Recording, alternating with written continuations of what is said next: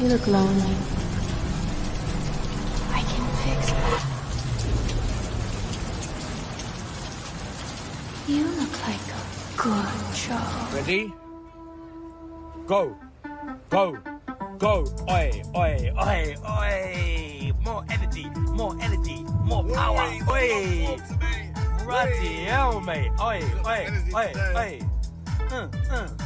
Oi, oi, oi. Oi, mind that. Oi, yeah. More energy, more power. Oi, oi, that was mad. More passion. More passion. Let me see that footwork. Footwork. Footwork. Give it to them. Give it to them. Give it to them. More passion. More energy. More passion. More energy. More energy. Well, and this is more energy. Oi, oi, you know what oi, this is. oi, oi, oi. Where the good times happen. I don't know, whatever it is, it's not right on a teleprompter. I don't know what that is. I've never seen that. No, there is. We are going to do Sting, yeah. Okay, but Okay. now I can't read it. There's no words on it. Okay. Ready? Sure. There's no words there. To play us out. What does that mean? To play us out. Sting is going to do, it's a video, Sting video. What is... For credits. I don't know what that means, to play us out. What does that mean? To end the show? Yeah, yeah. All right, go, go. In 5, 4, 3. That's tomorrow, and that is it. Okay, in 5, 4, 3. That's tomorrow, and that is it for us today. And we will leave you with a... I can't do it. Okay. We'll do it live. Okay. No. We'll do it live. Fuck it. Do it live. I'll write it, and we'll do it live. Right. Fucking thing sucks. In 5, 4, 3. That's tomorrow, and that is it for us today. I'm Bill O'Reilly. Thanks again for watching. We'll leave you with Sting and a cut off his new album. Take it away. Huh? Huh? Yes! Hell yeah! Hey, come on, baby! Come on! Yes! Come on! Ah! Do it! Just do it! Don't let your dreams be dreams.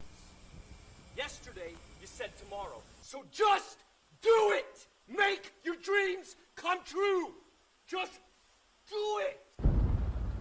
We obviously didn't communicate clearly. We're here to discuss your surrender, not mine. Tú eres tan romántico molestando con una vipa. Me preguntas si te quiero. Yo te digo que no estoy lista y no quiero comenzar. No hay nada que pensar. Yo te dejaré atrás.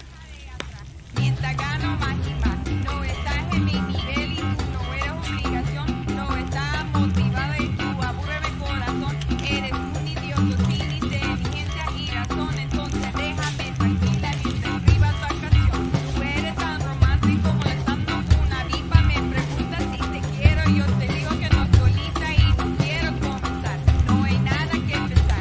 Yo te dejaré atrás. Mientras gano más y más. No estás en mi nivel y tú no eres obligación. No estás motivado. Corazón. Eres un idiota sin inteligencia y razón. Entonces déjame tranquila mientras escriba tu canción. Estoy aquí a disfrutar. Estoy aquí pero quiero gozar. Si quieres a mí pero vamos a bailar. Cintura a cintura papi tra tra tra. Bailando, gozando y me gusta tomar. Pero no quiero pendejos que no quieren respetar. Déjame pendejo papi ya no más. Déjame pendejo papi ya no más. Estoy aquí a disfrutar. Estoy aquí pero quiero gozar. Si quieres a mí pero vamos a bailar. Cintura a cintura papi tra tra tra. Bailando, gozando y me gusta tomar. Pero no quiero pendejos que no quieren respetar. Déjame pendejo papi ya no más. Déjame pendejo papi ya no más.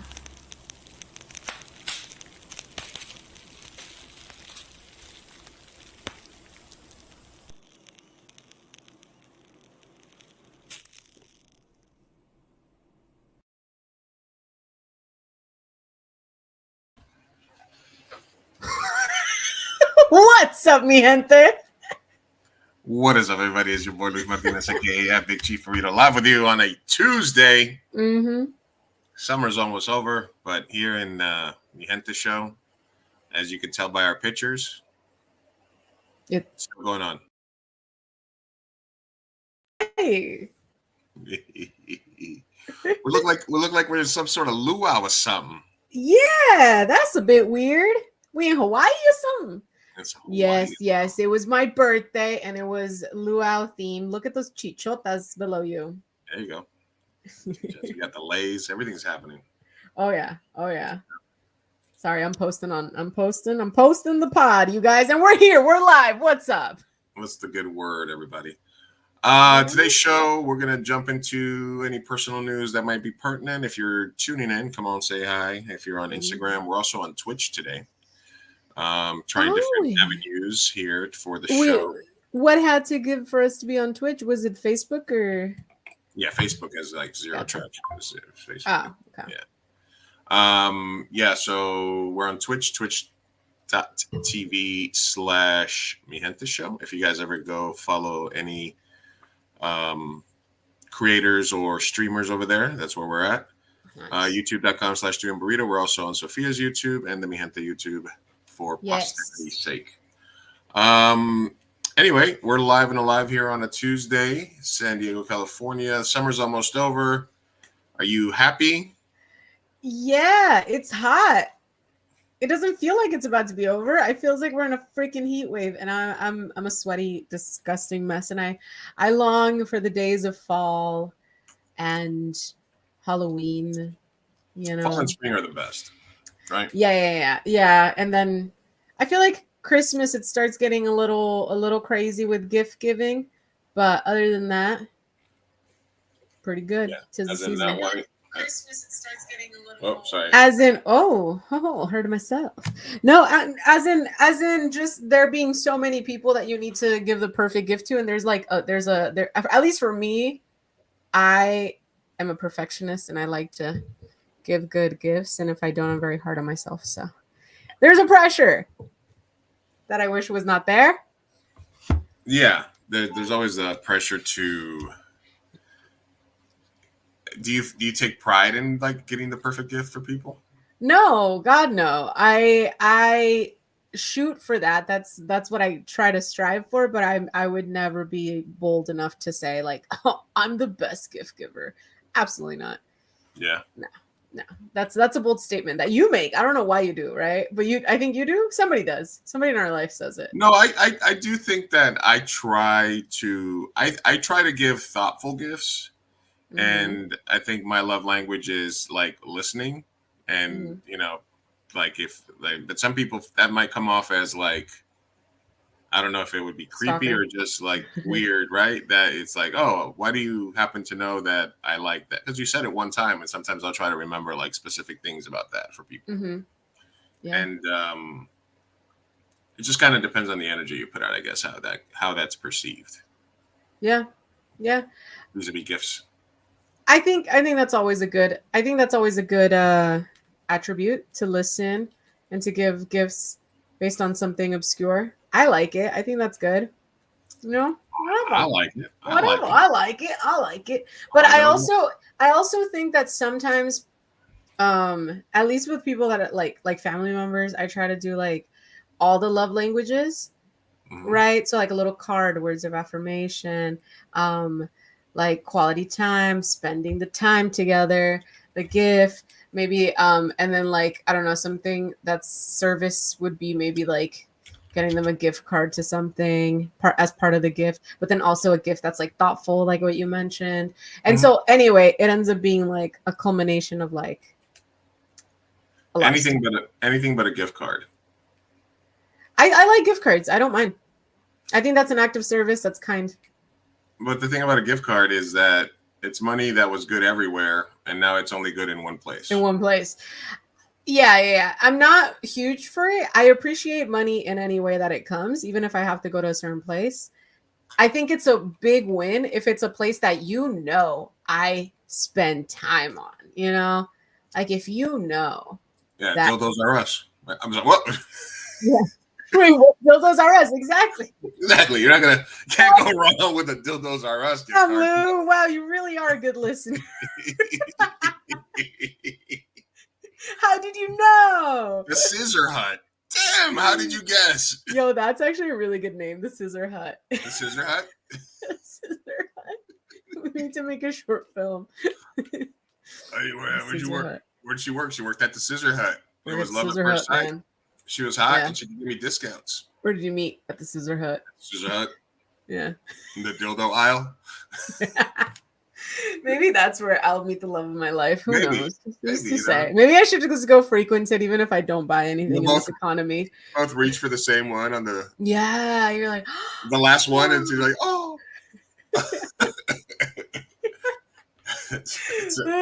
Not gonna lie, when I was in Mexico City, I went to a sex shop with this one girl that I randomly met, and it was like such a like moment. It was like, wow, this is like people should go to first dates. First dates at the same. Listen, because you learn so much, and it causes so many fun little conversations that you're like, I'm getting to know you a lot here, so fast. That's like date something, because I had a bit about when I was doing comedy or trying to do comedy about dildo protocol, like because it's like, do you have to go like on a date to the store to buy a brand new one, or can you have one that's in like the Ziploc bag in the back of your dresser and bust that one out? You know, like you bust it out. You have to sanitize them in between uses. Well, obviously sanitize, but I'm just saying like sanitation versus like, hey, let's go do something romantic and go to the store and Yeah, that's true. Yeah. But that's like date 11. That's, to me, that's once you're officially dating, because I'm not gonna buy a dildo with you. They're expensive. Yeah. And I like, maybe I shouldn't say it. I mean, so you're putting that gift certificate to good use then. Excellent. There you go. Oh my god. I will say this. Only because I know she's not watching, but a friend of mine gave me a gift card to a store that another friend, maybe it was that friend, I don't even know who it came from. It came from somebody. I got a gift card. Long story short, another friend is having a baby shower and they have a baby registry from there, and I just used all of it on that. So if you ever give me gift cards, I almost never use them on me, because there's always a next event and I'll just utilize it to buy someone else a gift. So it's still I'm still grateful for it. You're investing in me saving money. That's it. But man, listen, especially during these times that we're in. I just felt so dirty, but I was like, because I'm like, it's meant to be a gift, and I'm also supposed to buy the gift, but I'm also for the next one, but I'm like, right. But it's $40. $40. I still paid for the rest. It's more than that. But. Hell yeah. So besides looking for love and at the Scissor Hut, what's anything else in personal news for you this week? Quite the opposite. I'm not looking for love at no huts of scissors. I know. Not dating. I'm entering a very calm, chill moment. I don't know. I'm open to it, but I'm not like I'm not looking. But I'm 30. I had my dirty 30. I had a mechanical bull. It was lovely. It was beautiful. Not the bull, the event. Also the bull. The bull was fun. Which I got to operate. Yeah. It was very fun. I was at first I was hesitant that people were not going to use it.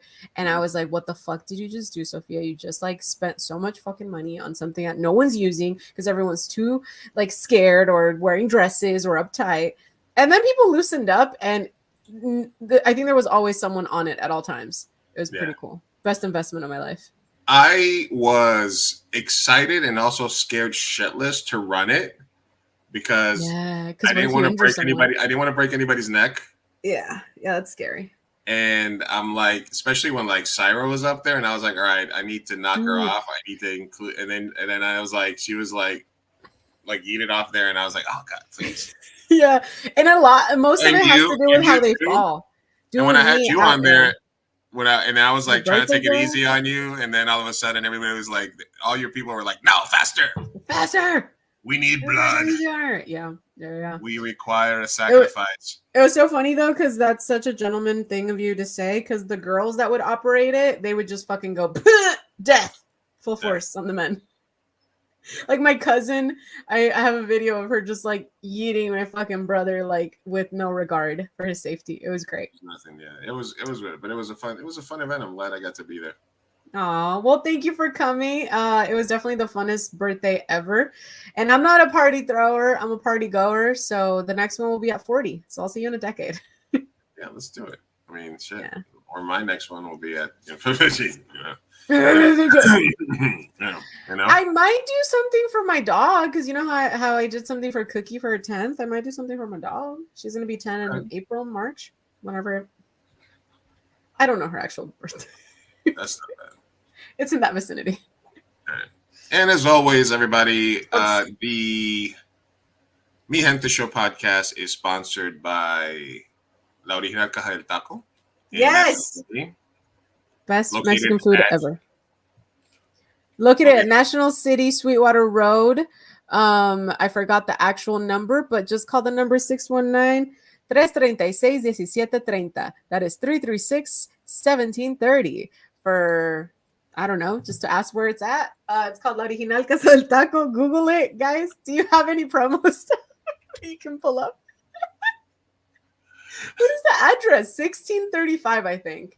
1635 Sweetwater Road. Oh, dude, that's ingrained in here. That's like my dad when we came to the States, and he would be like, if you get lost, this is the address, this is the phone number. We're like, 619-336-1730. Yeah, oh my God. Yeah. Let me ask you,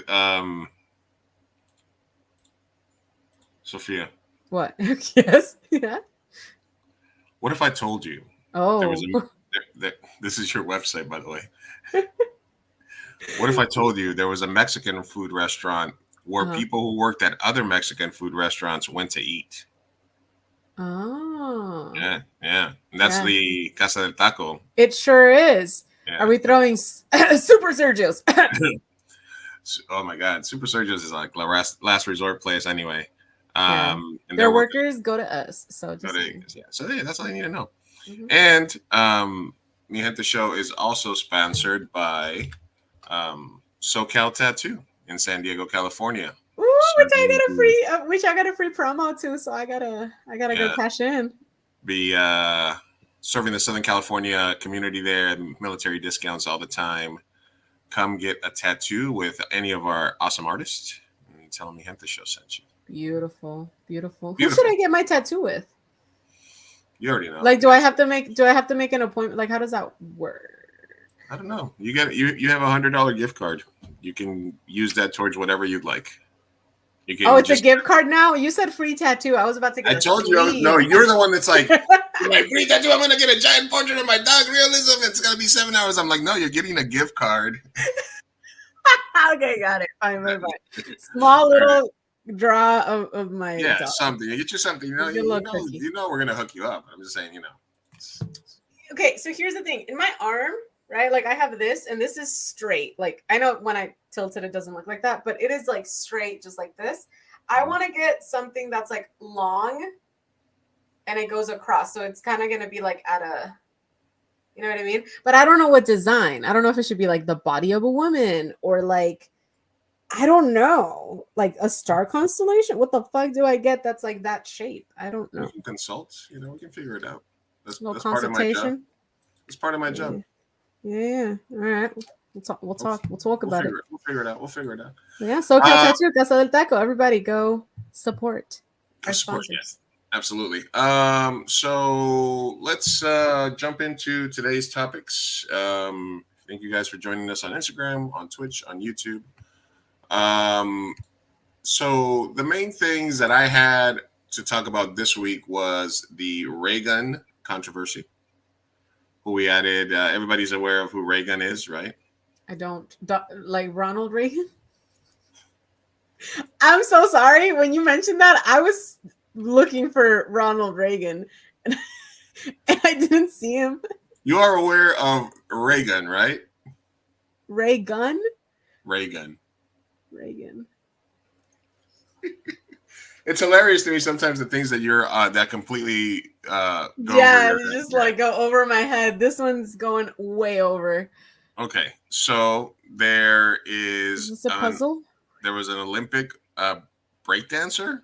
Okay, yes, I know that. I just didn't know the name. Yeah. Okay, so what? Her name is Raygun. I didn't know that. Just learned it. Yeah, she Okay. invented hip hop, right? She colonized and then decolonized hip hop. Yeah. Dude, that was so funny. I at first didn't believe that was an Olympic sport. I was like, no way.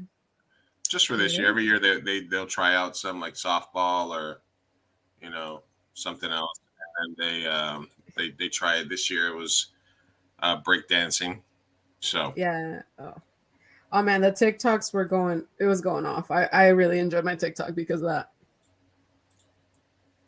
Yeah, I'm trying to find if there's because last time I don't know if there's so much stuff happening, and I know for a while like YouTube took down anything that had to do with Olympic coverage, but I think since the Olympics are gone now, that it's a little bit safer to play. Mm-hmm. But yeah, Raygun was, busting her little moves. It's from Australia, right? Yeah, she's her little switch. Oh, what's that? Why is she the only one that like got notoriety? Were the other people like? Because of this. Look, this is what she was doing. She was basically flailing on the floor. She did the side alligator, the kangaroo. That's what I mean. The kangaroo pose. But that's what I mean. I'm like, were other people like super good and not cringe, and she was the only one that was cringe? She was the worst. Gotcha. Probably. Look, she was doing bunny hops and then poses, and then. Yeah, she's giving it her all. I'll say that. The chin grab. The chin grab. Oh yeah, she's the sweeping the floor. The sweeping the floor. Yeah, you don't even know that. She kept that chin grab going for a while. So basically, the controversy started to evolve around her because she was accused of getting 0 points on purpose in an Olympic breaking controversy. Now, basically, Haktua girl can move over because her 15 minutes of fame are ending, and now it's Raygun's turn because she's going to make a lot of money. Yeah, I was going to say, like, homegirl's set for life. She's a cultural studies academic at Sydney's Macquarie University. There was like a conspiracy theory that she had rigged the process for qualification, and that her husband was on the thing. She lost all three battles, 18-0, 18-0, 18-0 against the U.S., Lithuania, and France. She also wore a tracksuit. Wait, I want to know, what did other people do and wear now? I want to see a clip of it. You want to see a clip of like a better breakdancer? Yeah, but I mean, I get it. She sucks. Yeah. All right. Okay. This is the final. This is the final battle that they had. Okay. This is Raygun. This was the Australian dance off that they did to see who would go represent Australia in the Olympics. The running in place, the twist around, the sort of riding on the floor. I can't get the shoe off. Let's go. Grab my ankle real quick. Oh, I got a cramp. They eat my booty holes. Because here's my thing. I can understand how this is cringe, but I also think it's like impressive. No? Like, that's impressive. And I'm sure this white girl is also gonna do the same. I mean, this person was just marginally like a quarter centimeter better, I think. So this was the dance off at the end, and because not gonna lie, if a person of color were making those moves, we'd be like, yeah. Is it the fact that they're white that makes this so cringe? Or are they just bad? That, I'm not gonna lie, that girl's kind of impressive. Like, it just depends on what you're looking at in terms of like, okay, all right. So you want to see what a good breakdancer looks like? Yes, please. Yes, please. what the top of the food chain looks back in terms of breakdancing. Before you do that, the second girl in the last clip, she did not get to represent, right? No, Raygun beat her. That was the that was the final competition. Okay, between that's bullshit. She was way better. All right, this is a kid. Nice. This is what the best breakdancers look like. Yeah. All right. Yeah. Much more impressive. And it's not because the kid's brown. It's because he's moving around like a friggin' top. And because he's not a breakdancer. What can I say? Yeah. Yeah, listen. I think the kid's Asian, actually, but he looks like he had a 10. Did he didn't, and like kids, you have to be a minimum age to go to the Olympics, right? So he's not allowed. Yeah. Yeah, I'm trying to find her statement, which was hilarious. Was it this? What was her? There was a. Hold on a second. I gotta find her original statement because it was really good. So yeah. So I guess the question is, was it all a joke? Was it all like, you know what I mean? Was it all just kind of like for publicity? Did she try to go viral with the cringe? Or I feel like it has to be, right? Just because like. The best of the best, like that's what all you can find. And now that you showed me that clip, I'm like, even the person that was a runner-up was better, you know? Right. I think they were trying to go for the worst. Yeah, it kind of feels like it, Yeah. right? But anyway, and it worked, but also like, how does that benefit Australia? I guess I don't know.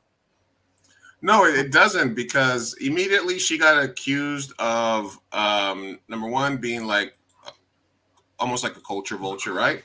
Mm-hmm. Because she's out there and she basically is somebody who teaches dance and cultural awareness of dance and stuff like that. So she's already sort of touching on an art form that was created by like Black and brown youths in like New York in the 80s and 70s. It started along with hip hop, and it was something brand new that they created.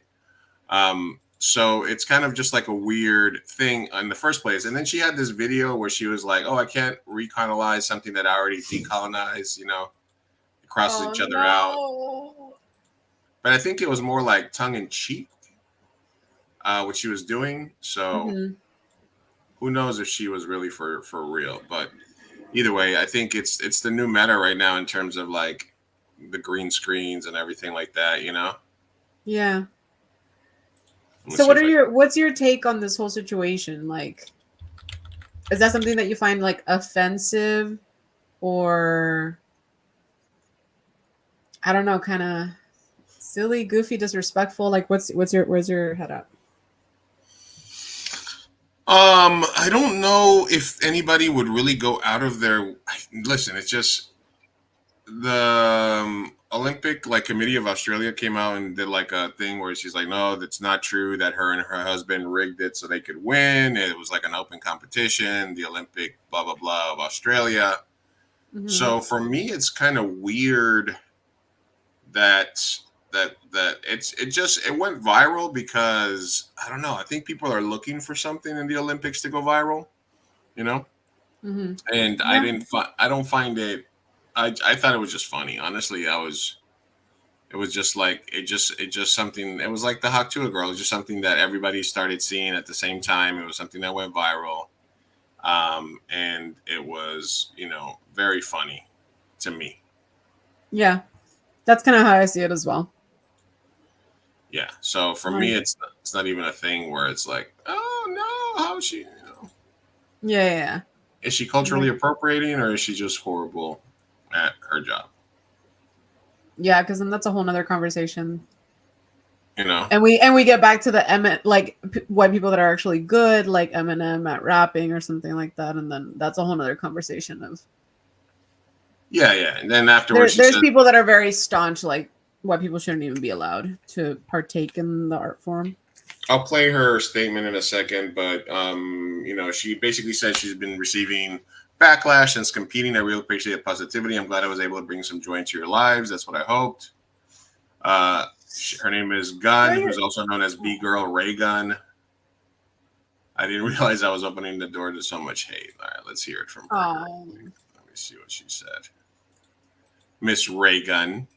It's just I almost feel more angry at the people that allowed her to go to the Olympics when she's no good. Like she's just so not good. She's just not funny. You know? Like she was gonna be a laughing stock and people should have known that. Jimmy Look Fallon. at what the fuck she does. No, that's Jimmy Fallon. That's Oh, okay, well it looked like her. yeah, it was Jimmy Fallon. Let me see if I can. I got duped. It looked like her moves. She's got the moves like Raygun. Mm-hmm. I got the moves like Raygun. Ooh, that's a good one. I got the moves like Raygun, Sophia. I didn't know that was her name though. In my defense, if you would have said the Olympic breakdancer, I would have been like, oh yeah, I've seen that. Yeah, but I for some reason maybe it was just something that I imagined, like or it was somebody that did like or somebody that did a parody of her, because there was this video where she did all this stuff, but then I can't find it anymore. Hmm. So I'm wondering if there's like It's a Mandela effect, bro. But there was a thing where she was like, "Oh, I'm sorry, but yeah." She literally made that joke like, "You can't recolonize something that's already been decolonized, so it cancels each other out." And I was like, "What the fuck are you talking about?" Right, this is what she said. Sounds disrespectful, but okay. Can't hear it. Is that her? Yeah, that's Raygun. Mm. You cannot hear her. No. Well, this is going great. This is going amazing. Swimming. This is going amazing. All right, I think usually what happens is you press a button like you mute yourself or something like that, and then you can hear it. Something like that. I'm not even Something like that. I don't know what you do. You work all kinds of magic. You guys is a host and a producer. Yeah, and a host. And yeah. And a host. And also a host. And also a hoe. Oh, wait, listen, hey. Oh, how the tables have turned. I'm sorry. How the turns have tabled? How the turns have tabled with us. She's got 195,000 followers. She's going into her making money era, I guess, because why not? What else are you going to do? Yeah, I think Haktua made, I don't know how many millions it was like reported. And I mean, yeah, her 15 minutes of fame are over, but I'm like, she profited. Yeah, she did. She made a shitload of money, man. I don't understand. Can retire. Meanwhile, go viral. Yeah, we gotta think of something that's just gonna shock and awe. I don't know. It's like burn something. I don't know. Huh? Burn it all down. What? Burn it to the ground. I don't know. Maybe we should have gotten. Listen, though, if we want to go viral, we need to go right-wing grift. We should have gone to like January 6th, and we would have stormed the Capitol. That would have been like Latinos in January 6th. I mean, oh yeah. Listen, if I didn't have any what are you doing in January? Or values, I would. What are you doing? Let's storm the Capitol. What are you doing early January? Let's meet up in DC and do the right-wing grift. I'll see you there, bud. Let's do it. Let's go. What's somebody sorry, go ahead. No, you go ahead. I was just gonna say somebody said that Donald Trump's campaign feels like Elvis's fat era. And I thought it was so correct. I'm like, it really does feel like he's entering his Elvis fat era. It's like his glory days are gone. Everything he does is cringe now. I don't know. His career's over, I don't know. It doesn't feel the same. His racism just isn't hitting as hard. You hear that? Nope. Give me a second here. Let me vamp. Let me get this going. But I saw it was my boy Bernie. Marianne Williamson has dropped from the presidential race, by the way. Occurred a couple of days ago, and I was going to vote for her. So my vote is up for grabs, Democrats. Impress me. I was going to vote for Marianne. I might still vote for Jill Stein. Who knows? Who's to say? But, I'm open, Mamala. You're open to Mamala? I don't want to. Ew, it's icky. I don't want to vote for Democrats. But I mean, Marianne dropped out, so you know, what are you gonna do? Yeah, no, I get you. You I'm know, looking at Jill. there's always RFK. Ew, not even an option. There's the libertarian guy. He's all right. Libertarian candidate. Forgot his name, but I heard a 3-hour podcast with him the other day, and he actually has pretty good policies. Chase Oliver. There you go. So there's Chase Oliver, Jill Stein, RFK. I think RFK is eventually going to drop for Trump, maybe if they offer him something juicy. But I couldn't imagine he has that much of a following. Like a cheeseburger? What the fuck? Yeah, probably. Didn't he kill like an animal, like a bear or something? There was a whole story. Anyway, yeah, he found a bear cub and it was dead, and he carried it around, and then he had to leave, and he could have put it in his carry-on. So I don't know what. Yeah, it was like the wildest admission. Like, I'm like, that's shit. You don't say that. Don't admit that. Don't admit it. It's almost like he wants to lose. Anyway. All right, let's see what Bernie had to say. Can't. Oh, there we go. It's working. My fellow Americans. Still looks good. It is an honor. Yo, Bernie. It is an honor to be with you tonight because we're laying the groundwork for Kamala Harris to become our next president. Meanwhile, they did the right move in standing behind Bernie, standing behind Biden. Let me you said they were doing it for the lulz. That is so important. Wait. That was your statement, Sophia. I want you all. I was saying that they were doing it for what? For the lulz? Where we were 3.5 years ago. Yeah. No, they're going full force. Worst public health crisis in 100 years, and the worst economic downturn since the Great Depression. 3,000 Americans were dying every day, and our hospitals were overwhelmed with COVID patients. Yeah. All across the country, businesses were shutting down. Unemployment was soaring. I guess the big speaker today was Bernie and Obama. Their health insurance. Oh, Schools were closing. State and city budgets were running out of money. People were being evicted from their homes. Children in America were going hungry. See, that's a smart tactic. Like, I'm thinking, why is Bernie one of the? Are you sure he's one of the main speakers? Administration, or just like a small speaker in between? They entered the Oval Office. I mean, the DNC fucked them twice, so they got to give him like primetime placement. A nation frightened. Yeah, but they do it for the people that are Bernie or bust to get on their side. For support. And within 2 months, well, if you listen to Trump, office, Kamala's more left, more radical than Bernie. Did respond. Trump just doesn't say any facts. They also called her a communist, and I'm like, do you know what communism is? I don't know what communism is. She's not. I would like a communist. I'm like, she's not. Every man, woman, and child. Socialism is not communism. Oh my god. I know it's not the same thing, but I'm just saying that they're so far from it. For the unemployed. We provided emergency assistance for small businesses. Anyway, Bernie did his thing, you know. Bernie be Bernieing. We love him. Yeah, going hard for Kamala. Yeah, and AOC's speech yesterday was they compared it to Obama's like star-making speech.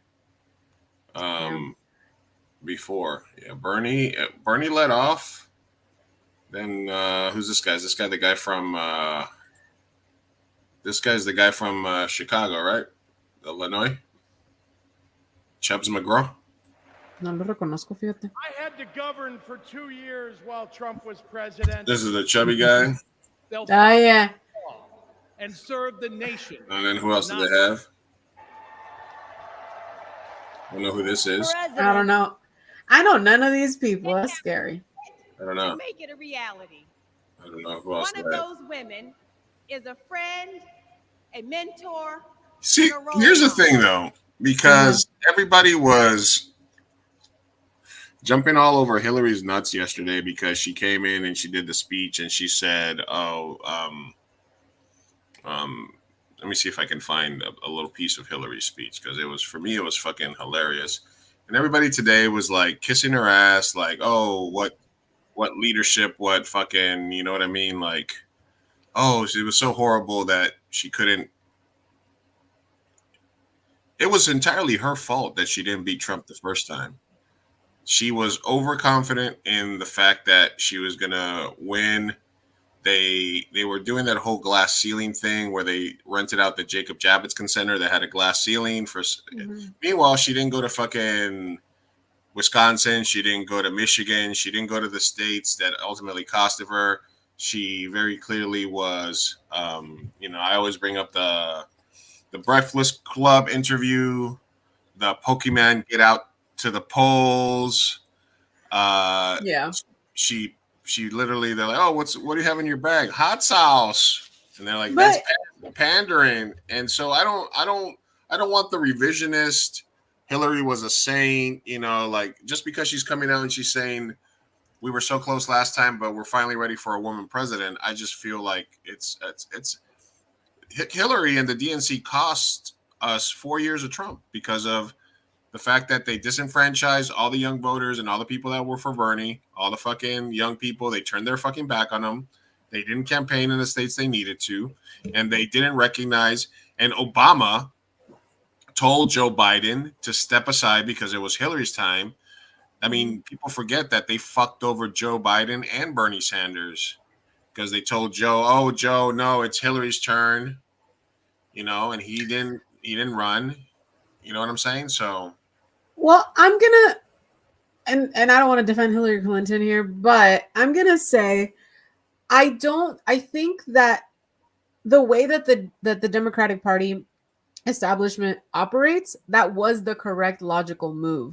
A black dude just became the first black president in the United States, right, in history. So now the next logical move is a woman, but let's not make her colored because we're not there yet. Let's make her white. A Clinton, high name. I think that is a correct move where they thought we were at in that moment. What they didn't understand is that people were sick of the fucking crisis of everything, the prices of everything going up, not being able to afford their own place. Like generationally, where we were like, we had two terms of Obama and he did jack shit for the middle class.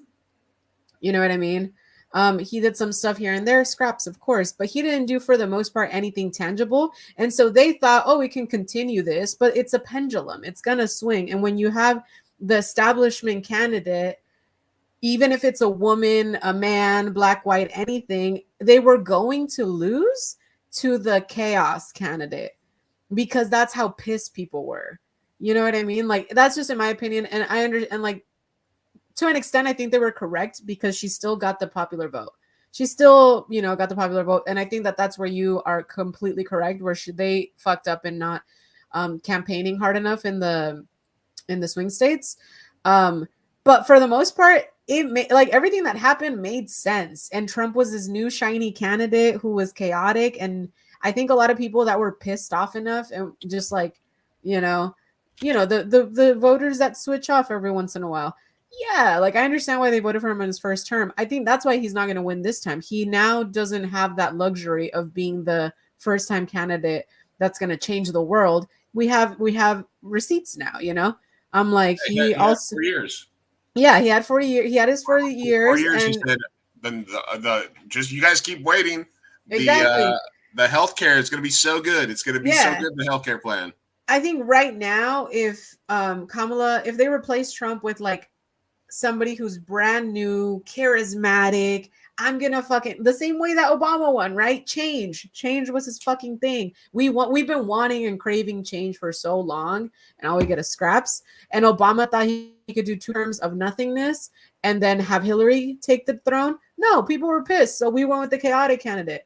And then after that, now we're having Kamala. I think we're back to being like, we've had so much chaos. Now we're back to being like, okay, we'll take the establishment candidate who's at least gonna give me some fucking scraps because Trump got 4 years and nothing happened. Shh.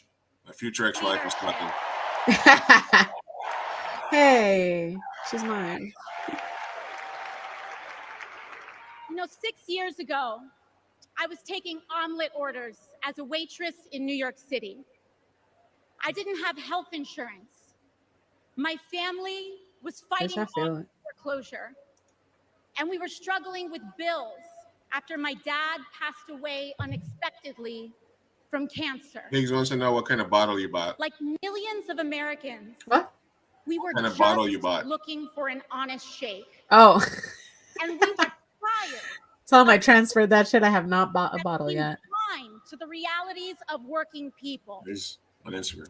It was then, only Aren't through you the on miracles YouTube? of democracy and community that the good people of the Bronx and Queens chose someone like me to elect them in Congress.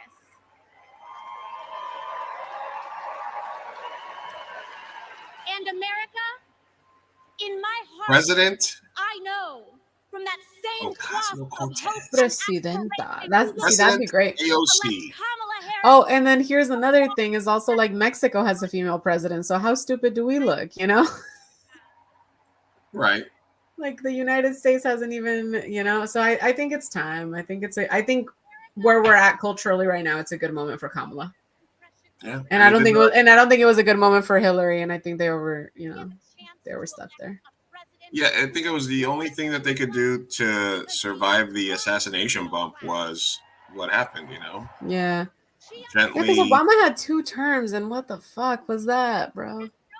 Obama had 2 terms. A majority, a supermajority. Supermajority. In the Senate. Literally, they could have fixed every single thing. They could have done everything if they wanted to. Thing that the Democrats always say that they're going to do. They could have done it. They could have done. They could have expanded the court. They could have fucking fixed immigration.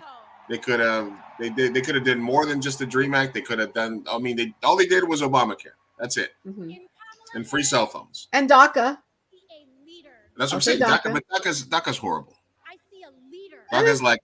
I know a lot of recipients though. I do know a lot of DACA recipients, and it's good for them. But they live under constant stress. True. They live under constant stress. It's nothing permanent. True. Because we know that Donald Trump would sell this country for $1 if it meant lining his own pockets and greasing the palms of his Wall Street friends. Looking very presidential there, AOC. See, got a couple more years on her. See, that would be exciting. That would be exciting for me if she could run. Than the woman who fights Yeah. every single day. Free healthcare. That's it.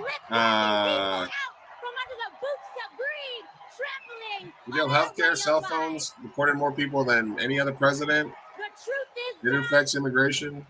you cannot love this. Didn't codify. And that's what I mean. I'm like, you have 8 years of doing nothing, and then you throw us Hillary, and then you blame her like she's a scapegoat. I'm sorry, but I'm not mad at Hillary. I'm like, it was the cultural moment. You threw her against a new guy, Trump, who is promising all these shiny things. We're gonna go with the change candidate. It was a change candidate, and also, like I said, killing all these people's hopes, these young people's hopes that were way more leftist. Mm-hmm. Yeah, you're right, Johnny Potatoes. Yeah, that's correct. Republicans have attacked me. Yeah, he's looking a little presidential. I mean, you get 8 years of Mamala. I think it goes 8 years of Mamala. Then maybe they try to get us. Then maybe they try to get the first gay president. Maybe you know. Ooh, okay. Like, but they're Republican. Twist. Twist. Oh no. It's a Republican gay dude. Wow, that would be insane. Well, that's usually the pendulum, right? It's like, 1 or 2 terms Democrats, and then it goes back to Republicans because people are mad that they don't do nothing. So AOC in 4, AOC in 8, maybe. You know, I don't know if she'll be ready in 8. Because Tim Walz wouldn't run for president. I mean, we have another Biden situation. He's in exactly. No. He's very aware of that. Yeah. I think. Listen. generationally, I feel like the boomers gotta die. I'm sorry. Ocasio's not gonna get anywhere near it until a whole generation is swept out of here. Yeah. Because who is the angry generation right now are millennials and Gen Z. Gen X is still pretty all right financially. And so the boomers are still alive. So I don't know. Yeah. So I think the Gen X needs to become the boomers, and I think millennials, if we don't get nothing, I'm gonna be pissed because I'm old now. And this economy has not worked out. I can't show your comments on stream through Instagram, Fatty. But Higgs says, I love y'all, but your political stances are worse than Nate and Cherry's Buffalo. Agree to disagree, Higgs. Thank you so much. Way more political. Way more political. There's a lot of energy in this room, just like across the country. I hate all of this. Ah, yes, Nancy Pelosi shot. Can we also get people to retire at like actually 65? Like, can we have like old people not be politicians? You can feel it. Yes, she is, mommy. I would say more like hot distant cousin. Wait, that's a subreddit I need to be a part of. AOC is mommy. First, though, can I just say how much I fucking hate President Biden conventions? This is so much pageantry. Let's thank President Biden. Oh, they're fucking white suit. He has been democracy. They should have had Kate champion McKinney. What did come out instead of her? He brought dignity, decency, and confidence back to the White House. Wait a minute. New shit. Maybe. I don't know. How long did they give her? Like 10 minutes? I know her heart. Put her on fast speed. We both got our start as young lawyers, helping children who were abused and neglected. Where is it? It's right. That kind of work changes a person. Those kids stay with you. Kamala carries with her there we go. hopes of every child she protected, every family she helped, every community she served. So as president, she will always have our backs. What's up, Roosevelt? And she will be a fighter for us. She will fight to lower costs for hardworking families, open the doors wide for good-paying jobs, and yes, she will restore abortion rights nationwide. Oh, thank God. Let's at least do that. I know none of that is going to happen, but at least the abortion one. That'd be nice. A lot of single issue voters out there. Kamala locked up murderers and yeah, well, that's where we're at. I feel like in defense of our freedom. People try to convince me for Trump a lot, but I'm like, dude, even if it was a single issue voter, like Trump has aligns not at all, not even on a single issue. I'm like, with Democrats, I can at least align on like a couple issues, you know, abortion being one of them. So, as vice president, Kamala sat in the Situation Room. Sounds like they're laughing at her when you go faster. But it's so good. Sometimes they just talk so slow, man, and I'm just like, oh my God, speed it up. She seems younger with that speed too. Yeah, her and Bernie look pretty young. We also know as vice president, that adrenochrome. Sat in the Situation Room and yeah, they're fucking eating babies, you know. I can tell you, as commander in chief, Kamala won't disrespect our military and our veterans. No. So, AOC, what does she mean? Disrespect the whole thing. I think the new thing is Hillary's your age, Rosa.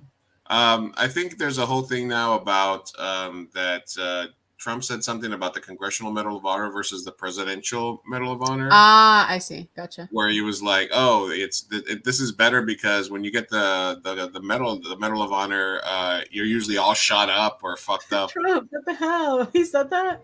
Yeah, he's like, "Oh yeah, no, that's it." You got to see these guys when I give them the Medal of Honor. Oh, my dude. And what? He's like, but the Presidential Medal of Freedom, it's better because you're not shot up. This is crazy. Like, his heart's not in it. he really wanted. 90% of the military people like are Republicans. How are you gonna just disrespect your own people like that? And I think that's a dub for Democrats then, I guess. I think he's stuck on. He's still like. He's like, I got shot. I'm going up against this fucking dude that's brain dead. Yeah. Like, I got this in the bag. Yeah. Yeah. Like, he even wanted Biden to come back, and like he even was like, Biden's gonna come back and reclaim his throne. Yeah. And I was like, all right. Yeah, no. Yeah. I think he thought he had it, and I think also they weren't expecting Kamala to come in because they just don't have they weren't prepared. They're not prepared. They don't know how to attack her. Everything that they're doing is falling flat. Yeah. And everybody was licking her butt this morning, like, hey, you know, she did so great. She was respectful, like, oh my God, you know. Who are we talking about? Hillary? Yeah. She did what she was supposed to do. Come on, support the fucking, you know. This is an establishment fucking Democratic convention. Everyone's just falling in line. And the big banks had forced Californians out of their homes. Well, Kamala Harris stood up to those banks, and she secured $20 billion settlement for families. That is fighting for the people. And that is something that our next speaker knows all about. God, he's really growing, huh? Carolina, Congress. It's crazy that him and Kamala are from Cali. So they have Hillary. At the same time, he cozies up to his role model, Vladimir Putin, and now holds legislation hostage here at home. So they have 1, 2, 3, 4. Who will heal the land? He did good. And so here we are, America. Are you ready? But he's are also you ready to stand up in this moral moment? I'm so over Democrats. I can't with y'all. Like I was alive. I was hearing all this bullshit from Obama too, like change and blah blah blah. And then you know you get so happy because we have somebody of color. I'll be happy. Listen, I'll follow. I'll be happy that we have a woman president. I'll do it. But again, I'm only on your side because we agree on two things. Other than that, I despise you. I despise Democrats. So this is cringe. Ugh. I feel dirty. So it was AOC, Hillary, right? Mm-hmm. Kamala came out, said a couple words. Looking out at everyone tonight, I see the beauty of our great nation. People from every corner of our country and every walk of life are here, united by our shared vision for the future of our country. And this November, we will come together and declare with one voice, as one people, we are moving forward. I hope so. Sure, fucking show me. With optimism, hope, and faith, so guided by our love of country, knowing we all have so much more in common than what separates us. Let us fight for the ideals we hold dear, and let us always remember, when we fight, we win. God bless you. God bless the United States of America. Good night, everyone. Biden. That's what you heard from a fighter who has been underestimated. Not gonna lie, I thought that was Lana Del Rey. Huh? Who is that? Because I thought that was Lana Del Rey. I see one of the most consequential leaders. This is part of my point, that after Hillary and Bernie, they literally had like so many random ass people knew some Hillary. 1, 2, 3, thinking about you, 4, about your dreams, 5, about your dignity, 6, about 7. your opportunities, about 7 your people family. between Clinton Dad knows and that family is Biden. everything. And and he didn't go on until like When midnight. Hunter and I lost our brother Bo Jesus. in 2015. Why so many? Oh, this is one of the Biden daughters. Like it might never end. Dad had the capacity. Nepotism, we love it. Girl, just go away. She's pretty though. She looks like I thought it was Lana Del Rey. I want to see if he walked out. Hold on. Oh. Thank you. Is she a sellout too? Yeah, they're really on this guy. Okay, you guys chill. Nobody likes Biden that much. Jesus. Run by a You're gonna give him a freaking stroke. Well, I knew then Damn. I'm sorry. I'm so mad. I'm sorry. I despise these people. There's no place in America for political violence. None. Good dose. You They give him that cannot good. say They give you him love that your good. country only when you win. Yeah. Oh, they hopped him up on something. Yeah, look at his little fucking eyeballs. Yeah. In that moment, I wasn't looking to the past. A little dilated there, I was Mr. looking to the future. I spoke with the work at hand. You don't have a future. The moment we had to meet. It was, as I told you then, a winter of peril and possibility. Of peril and possibility. Peril. We're in the grip of a once-in-a-century pandemic. Historic joblessness. It's been pretty good. A call for racial justice long. He's saying words. I'm proud of him. And now, because of what Kamala and I have done, remember we were told we couldn't get it done. Remember when we came into office, we couldn't get anything passed. Cocaine is a yeah, Johnny Papa. America and infrastructure decades. Wait, hold on. Let's listen to him at actual speed. Okay. Oh no. Oh, that was an actual speed. He was sounding so good. You're right. Our roads, our bridges, our ports, our airports, our trains, our buses. No, there he is.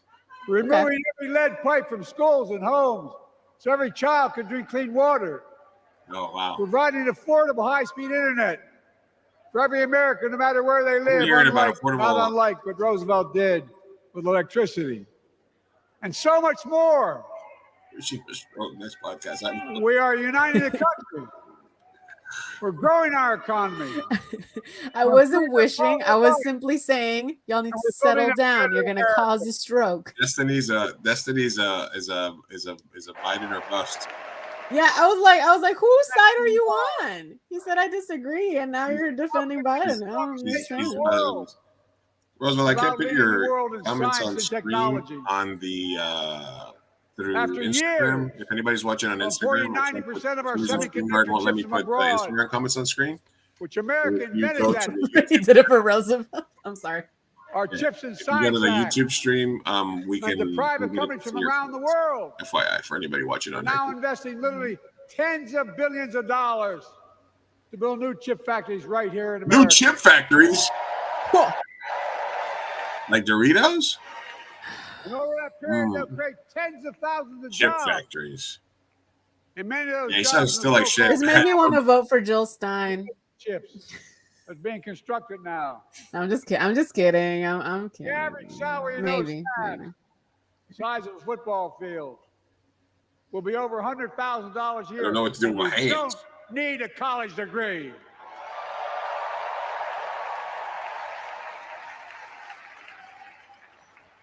Because of you and so many electeds out there. Yeah, anyway. So American they dragged them out at management, midnight, I hope, dosed them up. is in the sense to determine what That's crazy because even I can't I'm over tyranny. What's up? I said that's crazy because even I have trouble staying up at midnight. How is he doing it at 95? Yeah. How old is he actually? I didn't want to spread misinformation. Hold on. How old is this man? 80 something, right? Yeah. Oh, they had the first dude on there today, I guess. That's when I dialed. 80. I got Kamala's voicemail and I just started rambling. Is he talking about how he scored the VP? Doug. He scored what? I'm on my way to an early meeting. Again, it's Doug. I remember I was trying to grab the words out of the air and just put them back. No, shut up. Nobody cares. Wait, so who was he and what was happening? I missed the plot. That's Kamala's husband talking about how he wooed her. Oh, that's Mr. Kamala. Oh, we like him. He does look like Jimmy Kimmel. Not gonna lie. What, Jimmy If you Kimmel? told me that was Jimmy Kimmel's brother, I'd be like, yeah. Across this country we love. A familiar feeling that's been buried too deep for far too long. You know what I'm talking about. It's the contagious power of hope. That's what they love to feed you guys. Hope and change. Oh, what does it remind me of? Energy. Are we just so jaded? I'm jaded, dude. I despise Democrats and Republicans. Every time I look back at Obama and how happy I was and how like engaged I was at the time and And then just for 8 years of fucking nothingness. Of course Yeah. I'm jaded. You know? Yep, it is. dream that our They parents just kind of like I said, Democrats are cuck, Republicans are the devil. They feed you these fucking hope and prayers and hope and fucking change shit. If they, like I said, had 8 years, full control, super majority, like the things you can do. And they chose not to, and they love having the Republicans. Like that's the thing about Democrats; they love having the Republicans and like when they're in power, not having the supermajority because they don't actually want to do anything. They just want to say it, whatever's popular, and get the vote, and that's it. And then make as much money as possible once you're in office, and that's about it. Barack was the most fucking centrist fucking president ever. Biden is a centrist. Hillary would have been a fucking centrist. There's no real progressives. What they actually consider progressives and radicals are just fucking center right. I was here in my hometown was to memorialize my mother. Yeah. So the woman who showed me you feel that's the most disgusting. You feel the familiar feelings of hope and change. Remember last time when we got you? The familiar, that's traumatizing to me. When I tell you I was like voting Kamala, and then now that I'm watching this speech and this video, I'm like, man, maybe I should vote for Jill Stein just for protest. And then somebody commented that this was like AOC's turn to do the Obama like makes her famous speech. Mm-hmm. But hopefully it doesn't turn out like last time, as in he became president, but he then became, instead of being this progressive, icon of like, hope and change, he became the most centrist president ever. I do sadly see a trajectory like that with AOC. I hope it's not. You always hope that like the person like gets the power and does good things, but more often than not, they sell out once they get the power. So, yeah. Well, the progressives basically towed the Biden line in order to gain favor with either Biden or to have some leverage for whoever took over.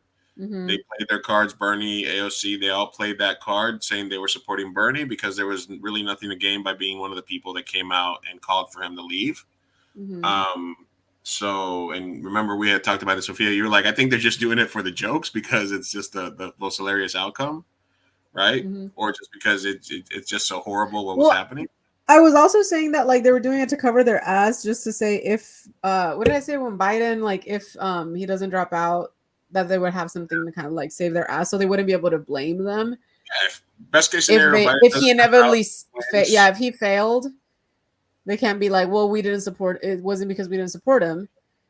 And then as soon as he drops out, they're the first ones to support the new one because they're like, well, you can't say we didn't support them. They're just kind of, they're following in line. Following the line. They were doing their thing. Let's see what the deporter in chief says. This is so traumatic. I didn't realize how much political trauma I had from my like age, because like the first person that was running that won when I was able to vote was Obama. Yeah. And I voted for the fucker, and then I regret it every day of my life. I'm gonna change the title of the stream to Lou Torture Sophia. Am I making her watch ours? Dude, genuinely, I'm like, oh my god! And then we got 8 years of him, and then Bernie. Oh man, Trump.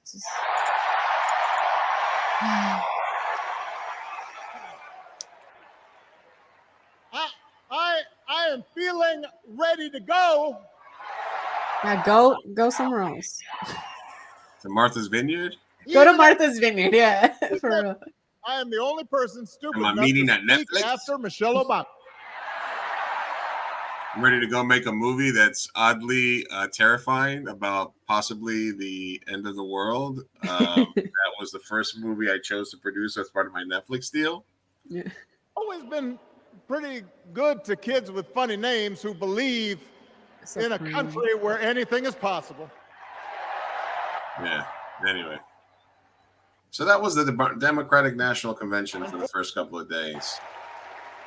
It's cringe. It's terrible, but at least it's not fascism, racism, and fucking Nazism. So. And then and that it's just and anger, just like whistling. yeah.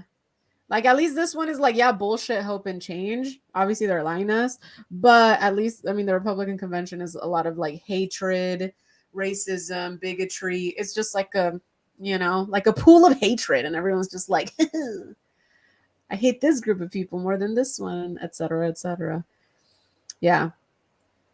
That makes sense. I'm like, can we vote already? I know, for real. Like, can we just end it? Yeah, I mean, and this is like, how many more weeks of this? Yeah.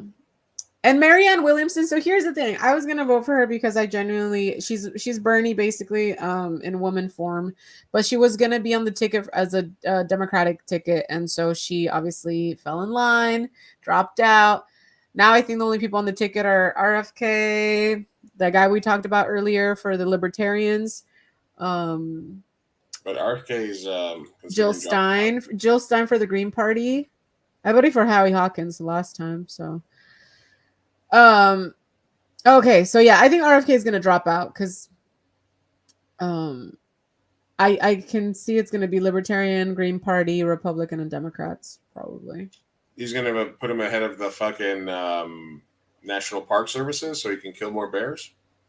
Dude, he's so weird. He's so weird. Well, that's that. What are your thoughts? Thoughts and feelings? Did you enjoy traumatizing me? Look, I've long been aware of the hypocrisy, so, and I don't identify with any of the two parties. It's the same exact thing. Democrats are cucks. They just love having the fucking moral high ground. They like to be able to run on the same issues every time, but not actually fix anything, as we proved. And the real progressives are the ones that are so, you know, are the people that want to give kids free lunch and legalize weed and give us free health care. And everybody's, oh my God, that's so fucking horrible. How are we going to pay? You want those things? How are we going to pay for that? And meanwhile, those same people just write to Israel. unlimited dollars to Israel for genocide. Just blank checks after blank checks. Nobody bats an eye about money to Ukraine, Israel, everywhere else. How about taxing the rich? One percentage higher. Nobody Anything. ever asked, how are we going to fucking pay for these fucking dead brown kids that we need? And, you know, so for me, it's not even a fucking, it's like whatever. We get the president that we deserve. We either get the fucking turd sandwich, Kamala this year, or we get the giant douche Trump. But like you said earlier, everybody is already now aware of what the giant douche did. So there's people, and he lost because people were just voting against him, not because they were voting for him. I think there's a huge group of people that are just like angry and will vote for any candidate that comes and promises shiny things. Yeah. And he doesn't have that. He doesn't have those people anymore. And not because he has a, you know, he has not a one history person now. was Biden or bust. Every person that was like Biden, we all have to. Nobody they gives a all fuck about immediately Biden. fell in line. They all immediately fell the fucking line, Yeah.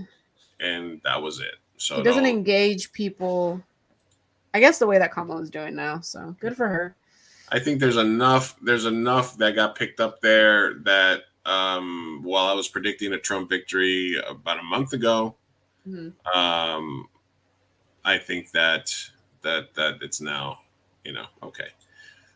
Obama squandered 8 years. Yeah. It's a lot of. He didn't do shit. He didn't do shit. In my opinion. It is what it is, yeah. I'm sorry. I can't, you know, I'm not going to sugarcoat it from my perspective. Thanks, Obama. Anyway, that's been Hellscape Watch.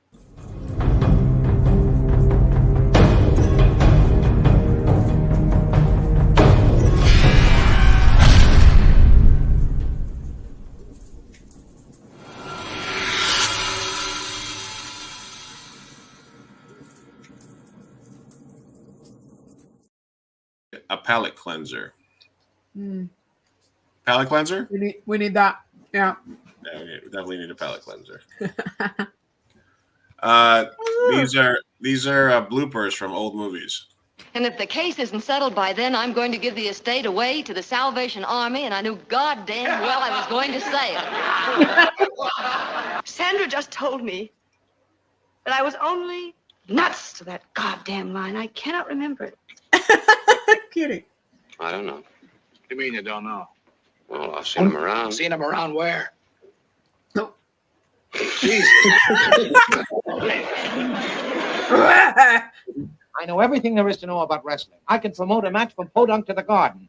I can't remember the line. God damn it. My future's with you if you don't Acting mind. is hard. That's right.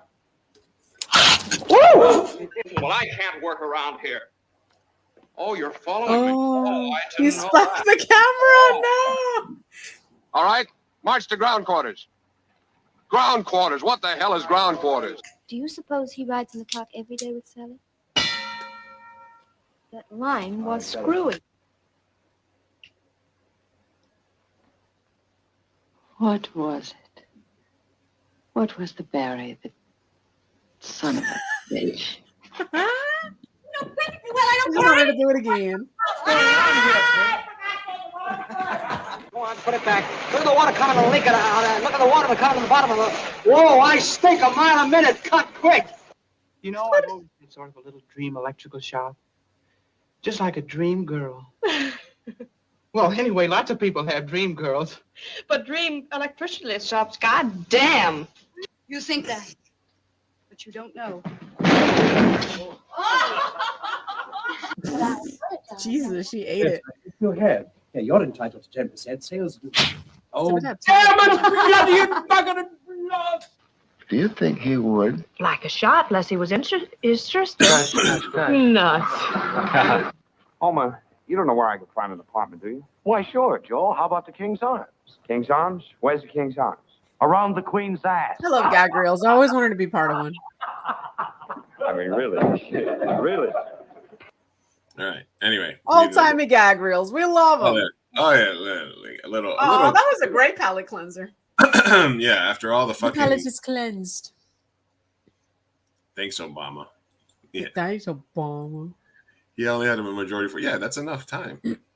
Yeah. No, but it's because you had followed up his last statement with 8 years. No, but I mean, in general, he did shit for 8 years. But yeah, okay, supermajority for 2 years is more than enough time. Both are correct. Yes. If you actually want to get shit done, it's more than enough time. You just push shit through. Yeah. You know? Yeah. It's gonna happen. Yeah. It's gonna happen. It's gonna happen. All right. Let me see what we have here tab wise. This happened and it relates to San Diego too. So 5 people, including his assistant and 2 doctors, got arrested and related to Matthew Perry's ketamine death. Oh, snap! From San Diego. So it's like there's one of the doctors I think was from San Diego. But his personal assistant injected him with 3 fatal doses of ketamine. And there was another person who was profiting, who was basically allegedly took advantage of Mr. Perry's addiction issues to enrich themselves. And basically he was getting just ketamine dosages like directly into his veins for a while. Yo. 2 doctors, Mark Chavez and Salvador Plasencia, are accused of getting Perry to shell out $1,000 to arouse a ketamine that cost as little as $12. Iwamasa, Perry's assistant since 1994, administered at least 27 shots of ketamine to his boss during the last 5 days of his life, including 3 final shots that prosecutors allege resulted in his death and serious bodily. Also charged are alleged street dealer Eric and Jasveen, who the Fed said is a drug dealer known as the ketamine queen of Los Angeles. I like the sausage king of Illinois, Chicago. So man, they went after these people like Michael Jackson. Oh my God. So are they gonna go to court for this? I'm assuming, right? Yeah, they're gonna go to jail. So it's proven then? There's not gonna be like a court or anything. It is known that they murdered him. Is it a murder? Is it a murder now, as opposed to a suicide? Yeah. They're treating it as I'm assuming it's like manslaughter or something like that. Yeah. But they're being charged devil's advocate though, like they got him hooked and they were providing, but when a drug dealer provides, like, it's not a murder, you know what I mean? Like, it's they still mark it as an overdose if someone overdoses over something. So why would this be murder? I mean, I don't know if it's qualified as like. I don't know if it's going to qualify as like murder, like premeditated murder, but you know, you could do like involuntary manslaughter. Yeah, there you go. Negligent. I mean, whatever they got the Michael Jackson's doctor on. Mm-hmm. That's true. You know? He was undergoing ketamine therapy for depression and had been treated over a week before they died. When the physicians at the clinic was being treated refused to increase his ketamine injections, he basically sought out people to help him, and then he went into a bathtub and fucking adios. Yeah. So, well, that's what happens. Addiction is crazy. Yeah, no, it's incredible. I watched. Did you watch the Amy Winehouse movie? I was so sad. No. Oh, was it like a? I mean, I don't know. I wasn't like that big of a Amy Winehouse fan, I guess. I didn't think I was either until I watched the movie, and then I was like, oh yeah, I guess I do love all these songs. Anyway. Yeah. They do a lot of Amy Winehouse at karaoke, so I get to listen to a lot of it. Yeah, see? So good. Rip the goat. It's all good. It's so good. It's so good. It's so good. For you, karaoke. I mean, I gotta work the next 4 days downtown. Oh, come visit me. No, I'm kidding. I mean, I'm just there part-time now. No, I have to go for the next 4 days. I host karaoke at the Double Deuce. Oh. So I'm gonna be downtown. What time do you usually start at? Wednesday and Thursday it's at 8:00. Friday and Saturday is at 7. Way too late. Too late for me. It's at 7:00. So I'll be there. If you guys want to come hang out, sing some songs. I do have Double Deuce. I do have $100 bar tab to spend. So, ooh. You know, if anybody comes down, I'll get you your first drink. There you go. All right. Nice. This is one of those. Is it real or is it fake things? What? All right. It's one of these like. All right. Couple charging wedding guests $450 because their wedding cost them $200,000. Do you believe it? Like charging the guests? Yeah. We charging our wedding guests for $50. All right, TikTok, tell me if I'm tripping or not. For what? So me and my fiance, we are getting married, right? And to be a part of our wedding, you have to pay $450 for a ticket, and that's for each guest. This like? So we invited friends and family to our wedding. Tell me why everybody that we invited has declined the invitation. We already have spent 100, maybe almost close to $200,000 on the wedding. We have already pre-ordered the cake. We already put down a deposit for the venue. We've already got the wedding dress, everything. We pay for everything for the wedding, DJ, photographer, everything for the wedding. And what I don't understand is that y'all spend more money on stupid stuff, but you can't come out to support your family and your friends at a wedding. Like, tell me if I'm wrong. Tell it, like, is we wrong? We like, let me know. Because y'all pay for tickets, Beyonce tickets, $1,000 tickets. Y'all going to go meet Chris Brown for $1,000 something. But when it comes to your friends and your family, you can't pay the ticket. Like, these weddings ain't cheap. Like, the weddings ain't cheap. Like what's going on? Like, I don't get it. I was like, let us know, are we wrong for charging for a wedding? Like, I really, really want to know. I don't believe this at all. But let's play along. Yeah, that's stupid. That's stupid to charge people $450. Yeah, that's not how it goes. You spend the money on the wedding, and then you get the money back in people's donations to cover your food costs, right? Yeah, and it's an investment because you never know. So you don't spend more than what you're willing to spend on it, or what people are willing to support you with. But you don't force people. Like, yeah, I would decline it too. I'm like, unless this is like Brangelina's wedding or something, I'm not paying shit to attend a wedding. Yeah. I mean, and then sometimes people have the destination wedding and you got to go to Puerto Rico or whatever the fuck. Yeah. I'm like, I've been to a Cancun resort wedding. That was a lot of money, and happy to do so. But like, it's not like you're charging me to attend. It's what comes, the room, the all inclusive, the everything that comes with it. I'm getting a product, I guess, and an experience. So but what, you're gonna pay $450 to just attend? No, what the fuck? So you're voting fake on this one? I think it's fake.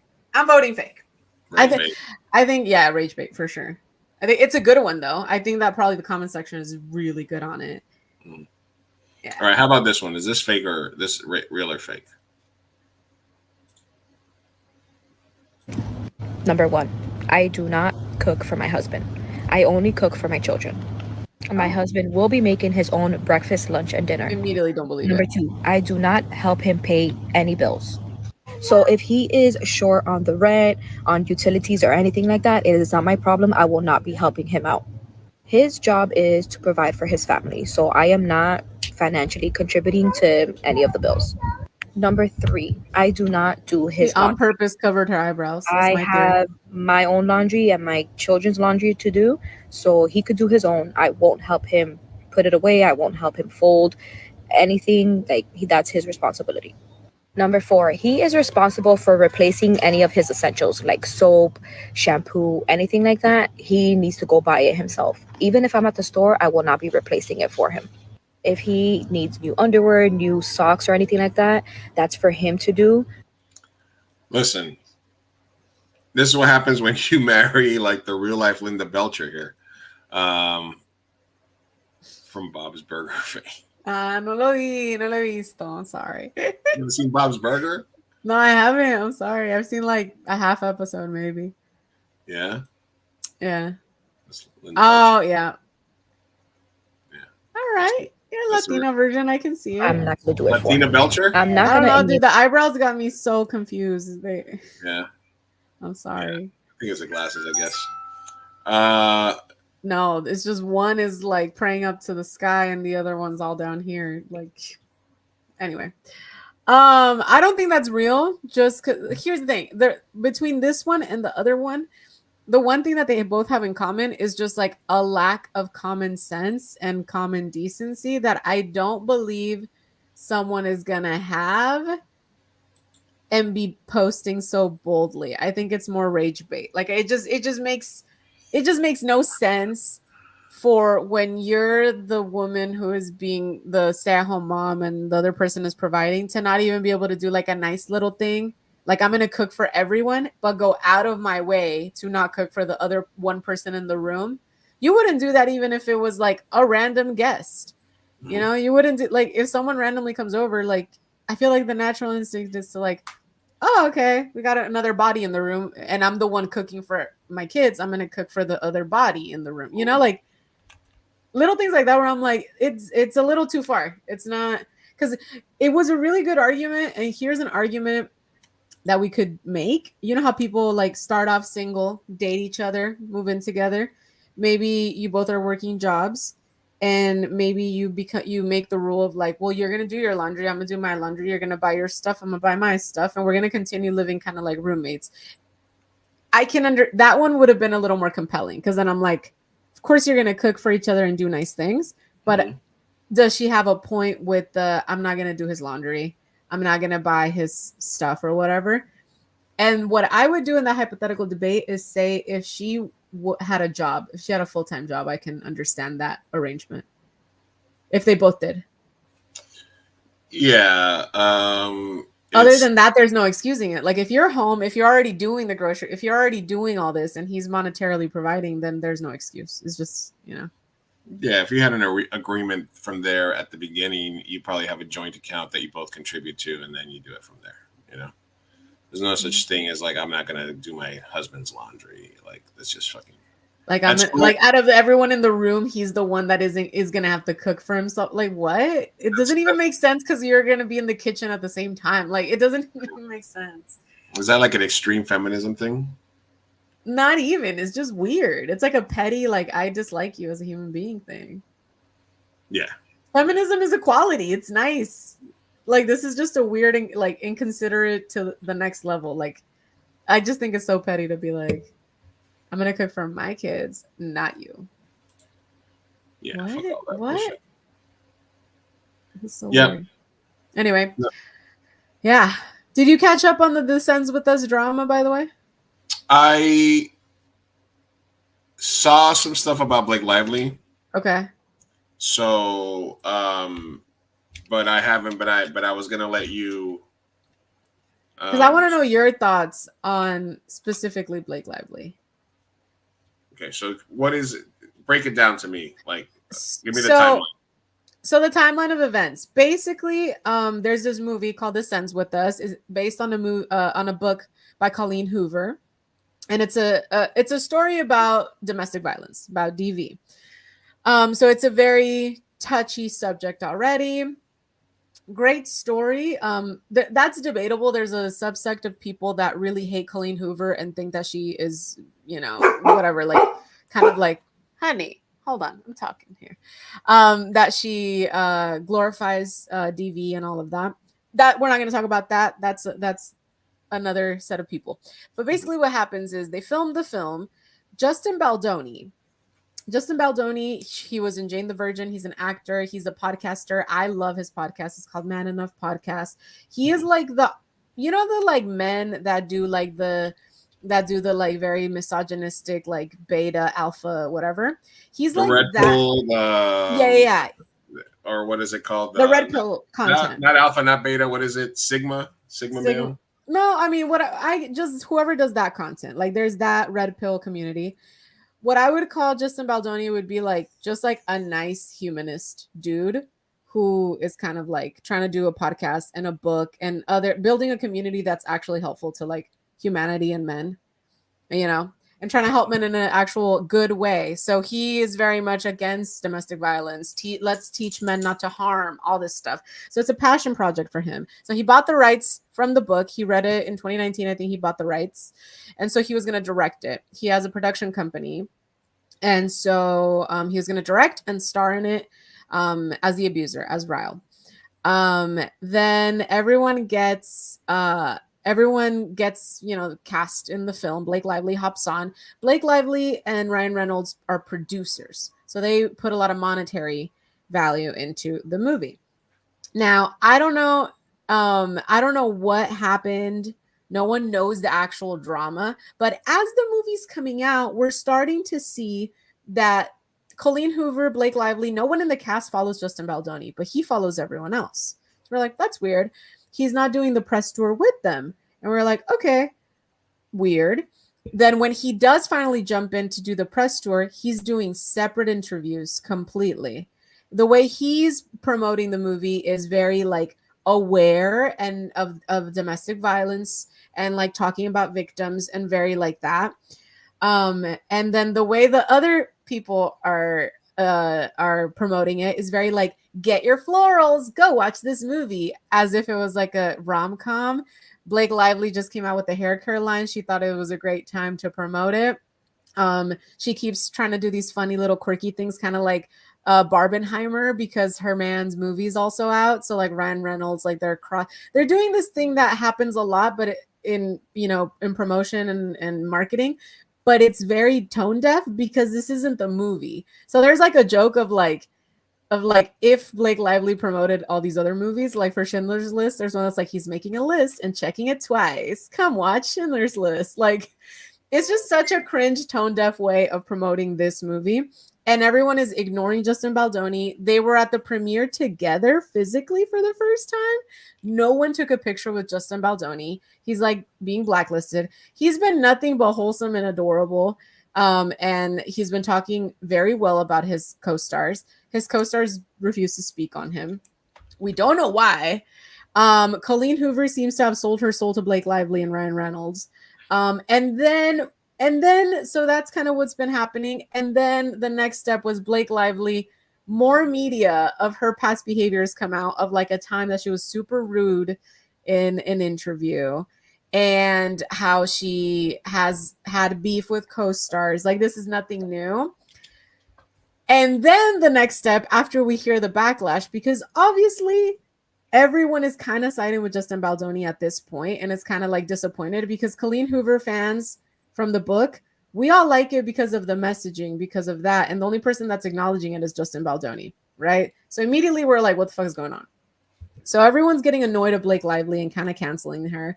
So then her PR people decide to flip it and they start doing a smear campaign against Justin Baldoni, saying that he held a kiss for too long, that he made her really uncomfortable on set, that he called her fat, but like not really directly, that he was just like asking her weight because he was going to carry her. And she saw it as fat phobia.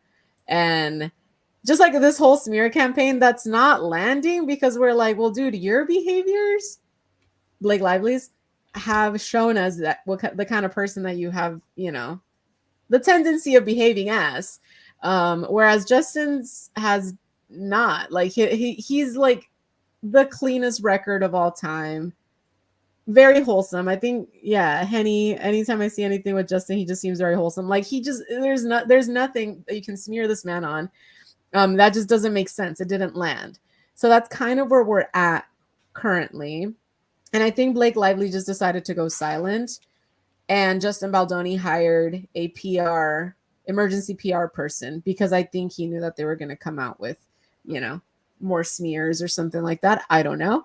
But it's just very annoying because I watched this movie and it's a wonderful movie and everyone did great, including Blake Lively. It's a great message. And it pisses me off that y'all didn't have to do this. You did not have to cause so much drama and cross promote like in the cringiest, most tone deaf way. I think Blake Lively's tone deaf as hell. Like it's just ugh. Anyway, that's been my spiel. What do you think? What are your thoughts? What do you know about this, and what have you seen from all of them? Was any of this shocking news to you? Ryan Reynolds also a try-hard douche. I have more. Oh yeah. Hey, she had Dude, the oh my God. Tell us more on that, because yeah, apparently it was an open secret that they're assholes and I didn't know this. Yeah. So I started to see that the cringy stuff about her trying to sell like florals and the gin and all the other stuff. I do believe that Ryan Reynolds tries just a little bit too hard.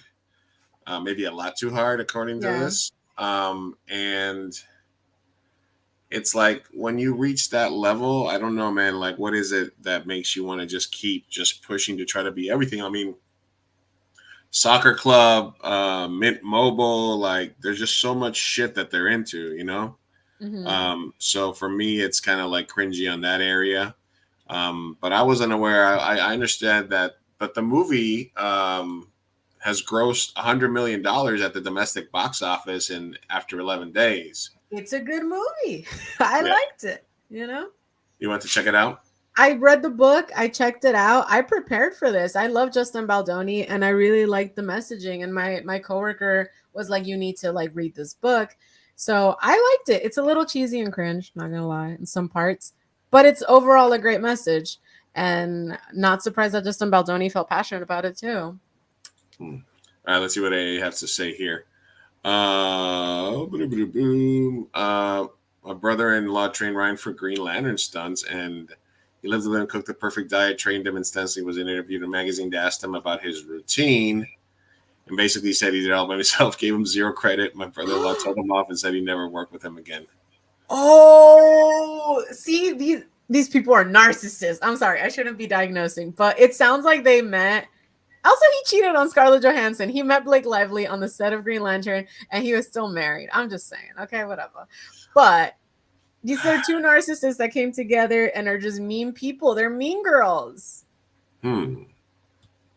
Sorry, I don't like to like destroy people's characters, but I feel like I've been really neutral and just like taking little clips. And I'm sorry, but the way, have you seen the clip with the interviewer? Because the way Blake Lively behaved there, unacceptable behavior in my opinion, disrespectful, so fucking mean, and it came too natural to her that I'm like, you're mean, and I can't unsee that. You're just mean. That's mean. That was rude as fuck. And so when you were telling me Justin Baldoni that you're offended because Justin Baldoni called you fat, but on the same note, you're saying like on the baby bump interview, like, oh, congrats on your baby bump. Like, bitch, you get offended real easily. So what makes you think that I'm gonna think otherwise of Justin Baldoni or that he actually offended you? No. Sounds like You're something crazy. Ryan Reynolds would do. So Yeah. Karina, it turns out that Yeah. Ava Bertel can have babies, so that comment she said was even more hurtful. Even more hurtful. Listen, that is even more hurtful. Even if she was, though, that is just unacceptable. That's just rude. That's just freaking mean. And then the way they weren't even making eye contact after the fact, it was dehumanizing. And it came so natural to her. Oh, I hate that. It just, it irks me. So damn mean. Thank you. Yes. They did the eye contact. Exactly. It was just dehumanizing. Like, we should play a little bit of it. Can you pull it up? Just put Blake Lively interview. Just put Blake Lively And it's in. and it's the one with the blonde lady. It should be the first one that pops up. All right, let me see. You need to see this passive aggressive behavior of her and Parker Posey. And I do think Parker Posey was stuck in an awkward situation with a really mean girl who leads the charge like Blake Lively, because her behavior was weird too. Congrats on your little bump. Yeah. Wait, okay, started from the top. From the top. First of all, congrats on your little bump. Congrats on your little bump. What about my bump? You've got two nice ones. They are kind of bumps, aren't they? No, not bumps. The lovely lady lumps. Check it out. Thank you. Thank you. So before Blake Lively was in singular. Oh, why would you do that? No, keep it going. News now. She was more so talked about with her. It gets co-star worse. Justin Like, if you Baldoni, just watch and it- was realized that they really didn't get along, and that there was some tension on set and disagreements on how the film should have been edited. Would you be willing to entertain pulling double duty again in the future? You're gonna have to ask me in a little while. We're gonna take a vacation. We're gonna take a vacation after Putting this. him back first. I know. For a moment. Because we do have It Starts With Us. So I'm hoping to see you back in the double duty role. I think there are better people for that one. Justin. I think Blake Lively's ready to direct. That's what I think. So Well, now we're because she was in the news. An interviewer who has since quit her job because of one particular interview with Blake Lively. Now, this interview was with Blake and her co-star Parker Posey in a 2016 interview for Cafe Society. Did you guys love wearing those kind of clothes that you? Yeah. Yeah. And working in Everyone digital. wants to talk about the clothes, but I wonder if they would ask the men about the clothes. Oh my God, you I fucking bitch. love Jesse's He has some suits and beautiful. That's what how I'm saying. he His turns wardrobe it- was oh, I beautiful. know, Corey's everybody. wardrobe I was know, gorgeous. he's Those so great. high-waisted pants. He's so great. I would wish men And wore sorry, high-waisted too. pants I like know. that. Today, we wanted to look at this interview between the three of them, and Her soul has left her body. She's Wow. like, That is so mean. She quit. Or too. their father with his tank top in Oh, bed. it's so Just good. like it's just like Did you that. catch You could the, feel the it. tablecloth on the light in the Italian restaurant when they eat spaghetti? I didn't and notice that. But No. there's So so I much feel like- warmth of everything. you know? Yeah, it's not just the women that have the clothes. But I feel like the women Victoria- get the conversation. that. It's like Yeah. every detail with everybody. Yeah. But before we get into more of this, today's Oh, so no. Okay, hold on a second. Yeah, it's very passive aggressive, congratulating sarcasm, the interviewer on her bump, and throughout dehumanizing. literally the rest of the interview. A little bit more browns and moodier, and Susie really told such a story. Yeah, amazing. Alongside Vittorio, because it is a lot brighter and sunnier in LA, and New York has just a steaminess to it. The point of an interview is the fact that it is a job at the end of the day. As the actor or actress, you go on press tours to promote the movie. I got it. Well, anyway, you got the gist. Yeah, and then also during Gossip Girl, I mean, now we're going far back, but her co-star really disliked her, and there was a lot of drama there, and no one knew necessarily why, but people are starting to nitpick more interviews, and yeah, it doesn't look great for her character. Honestly, I'm living for the downfall too, and like I don't know, I don't like. I don't like to go on a character assassination on people. I feel like I'm at least very gray area. We are, we like to give them the benefits of doubts and all of that. But sometimes when mean people are just called out for being mean, it feels so good. Especially after they've been glorified for so long. It's just like, man, you're just mean. And now I'm thinking Taylor Swift is mean too because she's your friend. So by association, she's probably mean. Yes. Okay. See, Let it all burn down. Yes, honey. I think that yeah. So I bet. Oh my god! As somebody who's interviewed so many people, I would just end the interview right then and there. If she's like playing back that hard and like not even looking at me when she's talking to people, and that's just yeah, you're just being straight up disrespected unless you understand it going in and you're like, fuck it, I'm going. Yeah, where's Lizzie to defend the Swifties here? Yeah, exactly, right. No, I think that's why Lizzie separates herself from like the Swiftie title. Because there's some people that get wild, but yeah, her ears are ringing somewhere. Liz. Yeah. I'll send her the. If she wants to come defend them, I'll send her the link as well. I want to talk to anybody that will defend Blake Lively. Like, is anyone willing to defend her? Because that was rude. That was mean. She looked good in that shark movie and in that Boston movie with the bank robbers. She played not the biggest. Don't know her trajectory. What bank robbery? She did that shark movie, right? Blake Shark movie. Blake Shark. It's called like Shallow or something like that. Right? That was her. Lively. The Shallows. The Shallows. Oh, that movie. I heard that movie was shit. It was all right. It was. I mean, it had a shark in it. Okay. All right. It had a shark in it. And then she was also in the Ben Affleck bank robbery movie, The Town. She was in The Town. Okay. I mean, I think that's where she peaked for me. And then she married. She peaked at Gossip Girl for me. I have never watched Gossip Girl, so that's why I'm like. For me, it was Gossip Girl and dating Ryan Reynolds. I don't think I've seen her in much other than that. Yeah. Duh.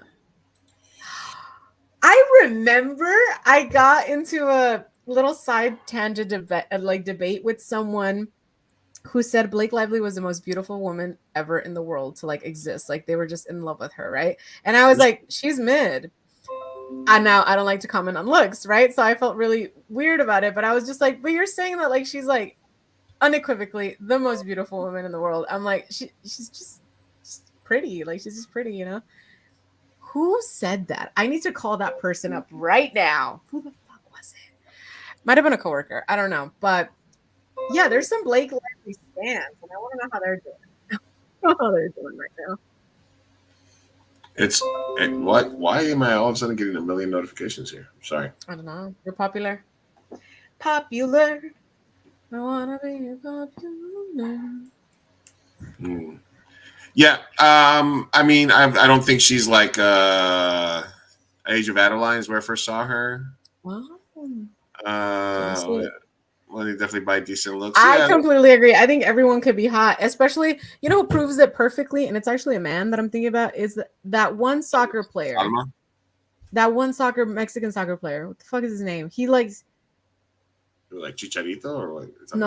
No, he's too pretty. It was someone who was like bad teeth, bad skin, terrible, like just like, you know, like just not the greatest looking dude. And he's gotten so much work done, and he's gorgeous.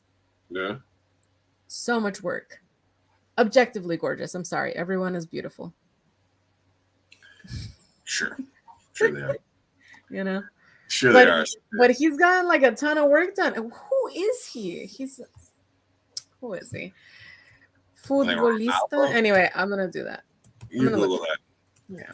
Keep talking. Anyway, yeah, no, it would make sense that she would be like LA's Karen. And anytime it's too good to be true, it usually is. Mm-hmm. Ryan Reynolds, I think, probably spreading himself a little too thin there. He's Marvel Jesus. He's on fucking. He's got a phone company. He's got fucking gin company. He owns a soccer team. It's got to be hard to keep up that like I'm such a cool, quirky guy thing going on forever. And usually those people that are like that have like a deep, dark secret. You know? And they're fucking douchebags. They're rich douchebags. assholes. Which at one point you get to the point where like you have so much money that you can be that, you know? But I'm just so happy when people shame them, when people find out and they shame the shit out of them. That's all we could do, you know? His name is Héctor Herrera. Yeah. There's like, literally, I just put futbolista mexicano operado. And Héctor Herrera. There he is. Yeah. Like, he got ears done, nose, so much. I would rather, I mean, I'd take a 60-year-old Salma over whatever age Blake Lively's at right now. Oh my God.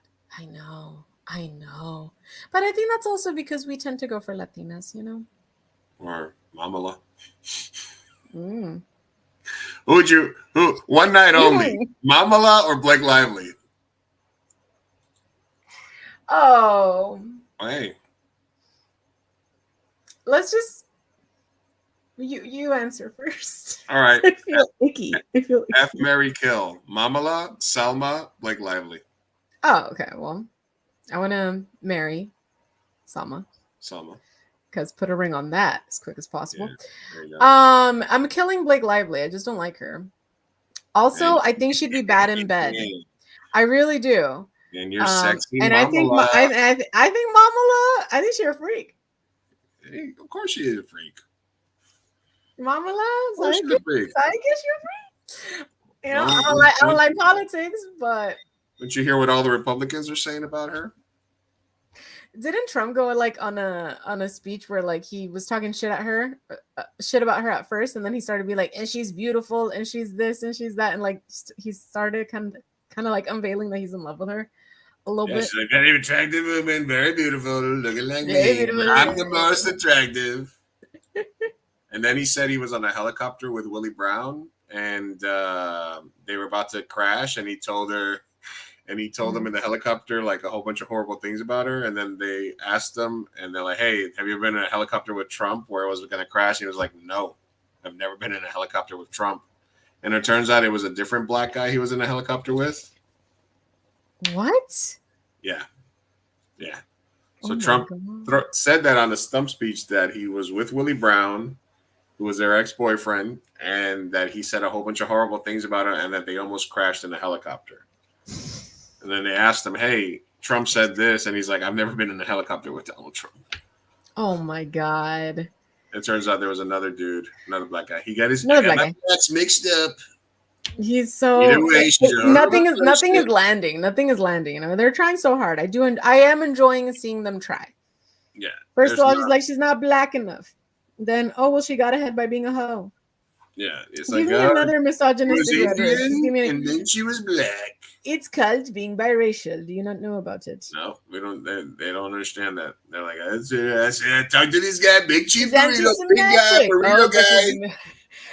Like there's just not a lot. I think they did a really good job at like tactfully covering every single corner because they're like, she's anti-Semitic, she's married to a Jewish man, she is not black, she's also Indian. Also, even if you're gonna be racist towards Indians or whatever, JD Vance is married to an Indian woman, so you know about biracialism. Like there's just nothing. She's a whore and she got ahead by sleeping with someone in a high place. Trump, you're a nepo baby, shut the fuck up. I don't know about this. Tell me about her merits. And you're still an idiot. And so I'm just like, tell me about her merits. What does she lack? There's plenty of shit that she's done. I'll wait till you're done, Sophie. Continue. I don't know about this guy. Me and the show. He says he's a big chief, but he's not Mexican. One day he's from Uruguay, where the white people are, and then all of a sudden he turns Colombian. I don't understand how that could be a thing. Mm-hmm. He's neither a chief. He's also Indian. He's a chief. Or is he an actual burrito? And he's no longer big. That's debatable, folks. He's got the step bound. A lot of people are saying the step bound is going to make you skinny. Watch out. Which reminds me, how's the skinny journey going? I took my first shot about 48 hours ago. of the Miracle Whip restaurant. So first day, super nauseous. Oh. Like I was okay for the first few hours, and then middle of the day till nighttime, I was like super nauseous. I had to smoke to get rid of the nausea. And then the only issues that I've had is a little constipation and a little nausea. And I mean, I do feel like less hungry. Like when I ate, I was able to eat like normal, but I only ate once today and I haven't felt like hungry. So I think basically the only thing it does is it tells your stomach it tells your stomach to keep food in there longer before it passes us down the line. So you just feel fuller. So it tricks your stomach. It tells it, hey, stomach, keep it in there. We don't want to rush it down to the colon. You want to let it sit and simmer so that he feels fuller and he doesn't eat 8 burritos a day. We want him to be the little chief, not the big chief. Not the big chief. Not Teeny tiny chief. The regular size chief. Anyway. No, so yeah, I'm definitely enjoying the the not being hungry. So we'll see. It's a lot, they say 18 in a year and a half you can lose best case scenario 20% of your body weight. That would be like 60 pounds. So whoa. Yeah. But we'll I don't see. I'm excited. Yeah, we'll see. I'd be happy with like half of that, so just you gotta but if I guess later on when they increase the dosage, if you're not hungry, you just gotta make sure you eat good food. Because when you eat, if you're only eating a little bit, it's got to be nutritious food so you don't become anemic and all that bullshit. And are you doing that? You're stuffing veggies? I know. I mean, the last couple of days I've been just eating normally, which includes like usually it's a protein and salad that I've been trying to do recently. So I'm doing my thing. We'll see how it goes. I'll keep you guys. I'm taking pictures every time I take my injection and stuff like that. We'll see. We'll see how it goes. Who knows? All right. Nice. So. Last word here. I have the best story. You gotta believe me. Mad doctor took a look at my stomach and said it was the best one he's ever seen. Absolutely. It's the best of all time. Big doctor, stomach doctor, tears in his eyes. Said, Donald, this is the best stomach I've ever seen. Much better than Joe Biden. Much tighter than Gamalas. Good time. Anyway, all right, guys. So anyway, that's been Blake Talk, Lively Talk. We'll see what happens. I'm interested to see if the movie makes a lot of money. I take metformin, but I'm taking Zepbound now.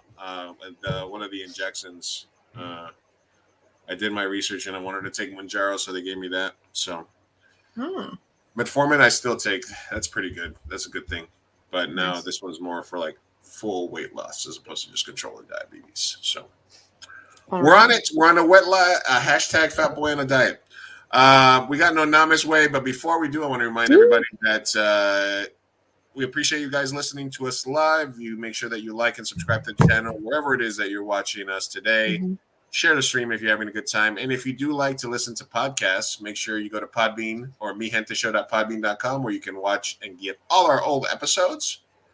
The interview with Jorge Gutierrez, the stuff about Scream. We've had 59 episodes up, and then you can also go anywhere you get your podcast, Apple, Spotify. Just search for Mi Gente Show, all one word, and you'll see that little picture of us back there. Me and Sophia, when I still had the man bun. Oh, yeah, that's true. Yeah. And all the good stuff. So go on there and check us out. I also want to shout out a local San Diego fundraiser that one of our friends promoted. It is called give.sdcanyonlands.org. They're fundraising for a natural challenge and hikeathon for 4 miles, which supports the future of San Diego's burgeoning green workforce and young environmental leaders. So I wanted to give them a shout out. There is the link in the bio. Nice. And it's a nature challenge hikeathon. So you get paid for how many miles you can just go donate, go to the challenge. It's a hike through city heights, all the canyons and stuff in San Diego. Check it all out. And I put the link in the description, guys. If you're local to San Diego, check it out. Give them a couple bucks, whatever you want. Just tell them the Gente Show sent you. If you do decide to do something, we appreciate you guys as always. Yes. Have you seen Lizzo working out? No, is she trying to make a comeback? Lizzo got left in 2022. Yeah, That's true though. Lizzo was hot. Damn. I was all about the Lizzo for a minute, man. I was like, she's there, she's there for the big ones. So I was supporting. Yeah, that. no, same. I spoke pro Lizzo during the controversy, so not a fan. I don't care, but I was also not like, let's stone this woman, All right, long way wound. Just more time. We have one No Names Ways here tonight, so let's get to it. Now it's time for No Names Way. No Names Way. No Names. Anonymous advice from unqualified podcasters. That's us. And if you at any point in the near future want to submit a question to Anonymous Ways, as Sophia likes to say, the link never changes. Doesn't Feel free to fill it out whenever you have a question. You see something. Fill it out, copy, paste it, save it, and then just use it whenever you have a toilet thought. Just submit. Or as I do when I have toilet thoughts, I text Sophia with ideas. when I'm in random toilets, I'm like, hey. I'm honored. Thank you. Yes. All right. Friend of a friend is the question here. Okay. My friend of 8 to 10 years broke up in a messy split from his girlfriend of 3 years. Okay. They had a real extended messy breakup, and they were both very horrible to each other at the end. The issue is that I developed a friendship with the girl over those 3 years as we had a lot of mutual hobbies, and my friend even asked me to be friends with her because she was a bit of a loner. Mm. At the end, he asked that I stay away and even said that we were not allowed to remain friends with her. That's funny. I ignored that advice, and my friend has started giving me the cold shoulder. What should I do? That seems simple to me. Not gonna lie. I don't know. I just think it's very immature for someone to say, you can't be friends with this person who I used to love. And I also kind of forced you to be friends with it to begin with. Now you can't because we had a messy breakup.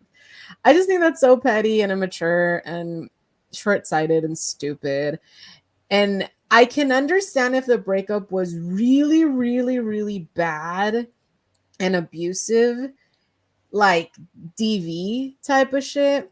If you still want to be friends with that person, I would also give you the cold shoulder, and I would kind of be more on the side on the other person. But for me, it's the forcing you part that gets me, because I feel like no one should be once the friends and the girlfriends or boyfriends have all become friends, you have separate friendships. And once it ends, no matter how it ends, they get to choose whether it's gonna continue or not. You can't tell them. You can tell them, I don't want you to, and I would prefer if you didn't, and then allow them to do either. But for you to say, like, you can't be friends with them, no, that's super rude. And yeah, that person's going to continue, and then you're going to give them the cold shoulder. So yeah, you could have told them, like, hey, if you're going to continue being friends with them, then like obviously we can't stay friends, and that's a choice that they have to make. But understand that you, as being the person in the relationship who is breaking up with the other person, you are the one putting the friend in the awkward situation. You are the one that is causing this choice to even have to be made. Whether you were the victim of the breakup or not, that you're putting this person who didn't ask for it, didn't ask you to date this person, didn't ask you to be friends with them, didn't ask you to break up with them. You're putting them in a very awkward situation, and it's just unnecessary, and it's mean. So I think that I don't know if it's a boyfriend, girlfriend, friend, I don't know. So whoever that was, the breakupee, I think they're being rude, and you should be able to choose. And then if you lose a friend because of it, then that's your choice. But I think that the whole forcing is really rude and mean. So that's my take. Yeah, I think that you get 3-month window where Okay. if you're I dating love the somebody, structure of this. if you're dating somebody for 3 months or less, Okay. and we become friends with them, and they're like, you start bringing her around, and it's like, oh, this is my new boo, and blah blah blah, and they go out with you guys sometime, or they come to hanging out with the boys, salute, or with a friends group, right? Mm-hmm. If within the first 3 months where I've sort of become friends with them, you're like, oh man, that ended up really bad. She ended up being, I don't know, whatever. Like she was cheating on me, or she was horrible. She started becoming abusive with me. She started getting crazy. Something like that. Maybe 3 to 6 months max. And you tell me, I would really appreciate it even if you guys, because I don't want her anywhere in my life to kind of stay away from her, then yes. But if we're hitting a year, 2 years, 3 years, where this person is now just independently a friend of mine, Yeah. that you happen to be dating, they have become a friend of mine, and I'm not going to let anybody tell me who I can and cannot be friends with after I've established them. Like I'm a good non-bridge burner, even though I have friends that burn bridges with each other. I still somehow am able to maintain cordial relationships with people that even I've had arguments with and stuff like that. It's kind of like a mutual understanding of stuff sometimes. So for me personally, you get that small window where if they be there, but if I've seen your relationship and I'm like, man, I'll let you guys handle that, but I'm going to stay friends with both of you. And if you become the person that's like, no, you're actually not allowed to be with that person or talk to them because I don't want to talk to them, then I have to reevaluate my friendship with you. Yeah. Or I'm just going to be like, look, dude, you're a fucking dumbass. I'm still going to be friends with her because I became friends with her because that's what you wanted. And you can go sulk and shit over there. And once you get over your fucking bullshit, then come back and we can be friends again. Yeah, exactly. Yeah. It sounds like they're in their feelings and they're just like lashing out. But again, you're the victim. You did not choose to be in the situation. So not in the exact same situation, but we had somebody at one of the bars that I worked at, and she was like, "Oh, I haven't been here in a while because she had the bouncer or something had a relationship or like a friendship with them, and he told me that they told him at the bar that I wasn't allowed to come back here or associate with anybody at the bar anymore." And I was like, obviously, it was a little bullshit, right? And we were all like, no, we never said anything like that. You're always welcome here. Fuck that guy. So I know that there's sometimes people that get dramatic like that, and obviously, fuck them. Yeah. Yeah. Yeah, I agree. Well, here's the thing. On that situation, and I just ranted about how I don't approve of this, right? But in that situation, it's a workplace. And unless you had like a really cool friendship, but it's also a public place. So this is where the petty level I understand a little more, right? Because this is not like a deep friendship that whatever, but it's also a public space. So I can understand them being a little petty and being like, let's say she did something terrible, cheated, I don't know, fucking did something horrible, killed his puppy. I don't know. And then I can understand him lashing out and being like, we fucking hate her. I don't want her in here.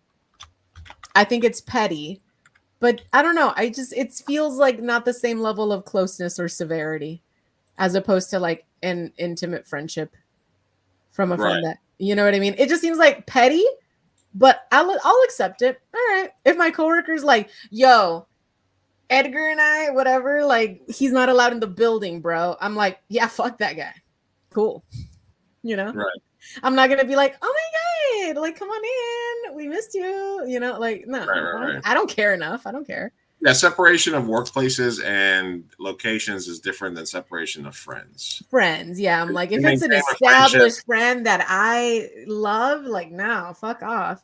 But if my coworker's like, hey, that guy I was dating, fucking crazy, I'm like, I don't want him here. Cool. Yeah, no, absolutely. That makes a lot of sense. Yeah. But yeah, you get that window where I'll be that. But once you've already let somebody and asked somebody specifically be friends with the person, you're out of luck. Yeah. And like you said, there's a moment where that happens where you're like, once they're my friend, separate from the relationship, you have no say. That's because me. you're there once you become friends with them, and sometimes your friendship can even be, even though you might know somebody longer, you might It might have be more in common stronger. with their couple, and then you're like, oh, I kind of have your side. You know what I mean? Like, Yeah. once you're there and you've established, then you're no longer blandly on somebody else's side. Mm-hmm. But the bros before hoes and the sisters before misters, that situation, you get that like for 3 to 6 months, you know, and then that's it. Ooh, well, wait, hold on. Well, what if it was a gender flop, a gender switch? What do you mean? If you like, you wanted to maintain a friendship with a girl, but your dude friend, like, you know, like what you said, bros before hoes, all that stuff. Well, this was a guy friendship with a girl. Oh, really? Yeah. Oh, okay. I don't know why I was just thinking like, I don't know. Okay. See, it's still hitting the same for me. It's still the forcing that is pissing me off. Yeah, and I think 'Cause in this situation, if I read into a little bit more, is probably insecurities by the boyfriend, even though he knows that there was like a weird breakup. They were horrible to each other. Mhm. I think it's more him. It's more him saying, "I don't want any of my friends to fuck my ex-girlfriend." Yeah, because I was gonna say, I'm like, the only thing that it changes is it adds that insecurity of I don't feel comfortable now with you being with her. But again, yeah, I mean, it adds a layer because it is petty if you're gonna hang out with someone who is your friend, but you really wanted to fuck your friend's girlfriend the whole time. That's not nice, right? That's fucked up. So that is different. If you're playing with fire if you're playing with fire, you just have to be honest with yourself. You don't gotta admit it to anybody. But if you ever had a thought, found her attractive, whatever, and you're gonna go out of your way to say, we have a friendship though, and you're low-key lying to yourself, then I disagree. And that's 100% messed up. Now, again, the forcing is not helping. I disagree with that man more than anybody. But I also think you're a terrible person if you're gonna knowingly be like, there's an attraction and they broke up, and if we hypothetically hang out because we're in your mind, you're thinking friends, about it. somewhere in your mind, if it's in the deep, depths of somewhere in your mind, then I think you're a bad person. I'm sorry. I just think that's mean. I don't think you're a real friend. I think that's normal. It's a normal human horny thing to think about. Listen, I'm not dehumanizing you. I think that's normal as fuck. Yeah, 'cause but there's people I out think there that yeah. There's fuckboys out there that are waiting out your relationship. That are waiting. Yeah. And my thing is like, then they're not your real friend. So I think this person, if you just got to choose if you want to keep them as friends or not. But all right, so friend of if a that's friend, it, I don't know. look inward and ask yourself, did you really Do I want to fuck? Are we actually friends, or do I want to fuck this woman? And then try to fuck her anyway. Who cares? Fuck it. Get some. But that's the thing. Then you can't say you're a friend to the guy. Yeah. Then you're not a friend, and you were never a friend. Like that. Then you're the bad person in the situation. Is what I'm saying. You could do it. Actions speak louder than words. So I'm like, you could say that she's a friend. You can Las say. novias de los amigos tienen bigote. Because they're the whales. It's like the episode of How I Met Your Mother of like that woman's a whale or whatever. No, walrus. What is it? Something. Have you watched that episode where they were like, "Oh, when I look at one full episode of How I Met Your Mother"? Oh my God, Luis, you need to watch it. I don't. It's so good. Is it? Well, the walrus theory. Okay, we're talking about the walrus theory. Watch the walrus episode. All right, I'll watch it. I'll watch one episode. No. If you're gonna watch one, don't watch that one. Watch a different one. Okay. There's better episodes. Listen, you watch BoJack or Aqua Teen Hunger Force, and I'll consider it. I watched the whole season of BoJack. Okay, so you can watch a whole season of him. Watch the second season. All right, that's when it finds its footing. All right, so friend of a friend, look inward, and then look figure inward. out which side This got sus. We were so hardcore on his side, and then we were like, we flipped it on you. We were pro friend of a friend, and then we're like, but maybe you're the asshole. But if there's did the friend really force you, or did they just kindly suggest? Yeah, we'll see. And you want to villainize them because you want to fuck the girl. I'm just We're just saying. All right, we got another question here from ATM Machine. Oh, money? Ass to mouth. No, what? Sorry. Okay. What? Our priorities are so different right now. You never go ATM. My only best friend had a tire emergency during rain season. I tried to help her out. I took out a credit card from a discount tire for $100. It's been a year and a half. She paid me 4 times and never paid me again. I stopped talking to her. Should I cut my losses or should I push for it? She's clingy and a crazy liar. Is it worth $800 to bring her back to life? Yes. What? The answer is yes, Wax. The answer is yes, but they gotta be walruses. Watch the episode. My best friend had a Only tire if they're a emergency. walrus, bro. Huh? My only best friend had a tire emergency. I tried to help her out. So you took out a credit card for $800. Long story short, they owe you money. They owe you money. They haven't paid you back, and now you're no longer friends. Is it worth $800 to bring her back to my life? You know, it's funny. I had a similar situation, and I did bring them back to my life, and then yeah, we settled that, so that was good. But that was yeah. Anyway, that was the underlying motive. Go ahead, Sophia. If it's worth it, but just know that you also could just reach out and say, "Hey, you owe me money. Can you please do the right thing?" You know, there's no expectation. They're not even friends with you at this point, so they're probably not thinking about it. But that's a lot of money. So I would reach out in some sort of way. Yeah. And also, why didn't you reach out sooner? That's a lot of money. That I feel like that's something that I'll be like, within a week, bro. I need this. Yeah, I think that you can make the effort. You can even send $20 a week, something. Yeah, Venmo request. I like that one. There's a scene in A Bronx Tale where the main character is like trying to hound this guy, and he's like, "Oh, he owes me $20 or $100 or something like that," and he keeps ducking me. And then the other guy gives him like a little bit of wisdom, and he said, "That's the best deal you're ever going to make. This guy's a piece of shit. He owes you money.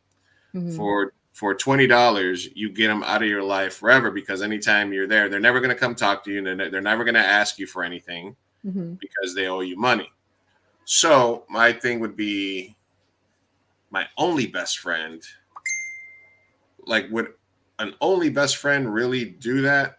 You know?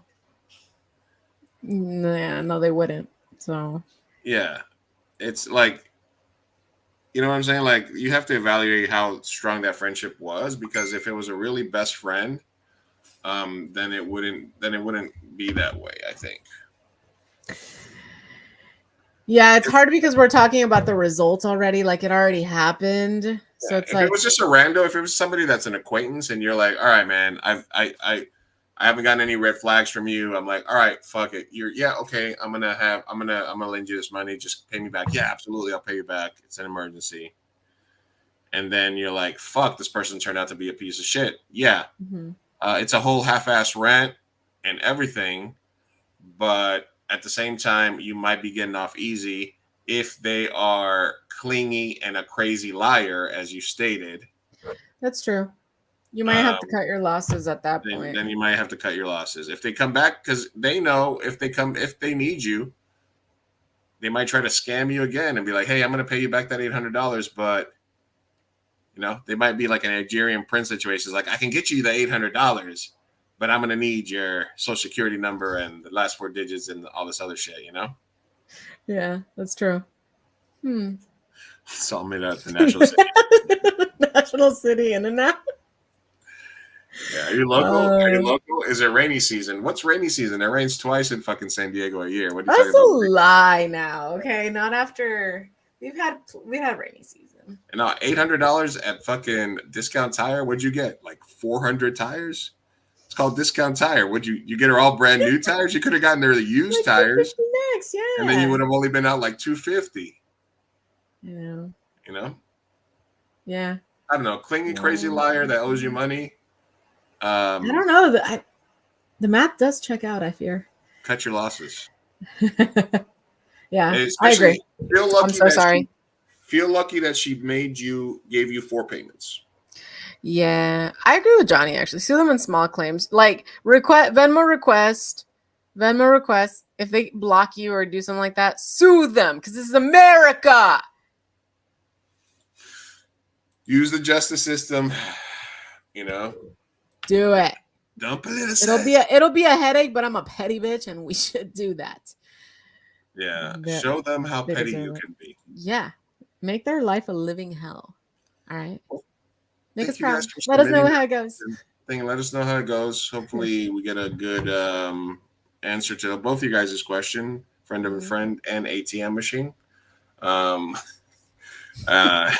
I assumed your name was a sexual act. I apologize. You would. Judge Judy, where you at? Yeah. Johnny Potatoes made a good point. Listen, you got to take this sometimes. You got to take it to my time. It used to be the People's Court and Judge Judy, and now there's like all the judges, right? Mm-hmm. Sophia played a judge in one of our movies. I did. You guys played judges? I did. I haven't watched that. We should have a viewing party. I haven't seen that one in a while. So many movies I forget about sometimes. I'm like, we did make that movie. Fuck.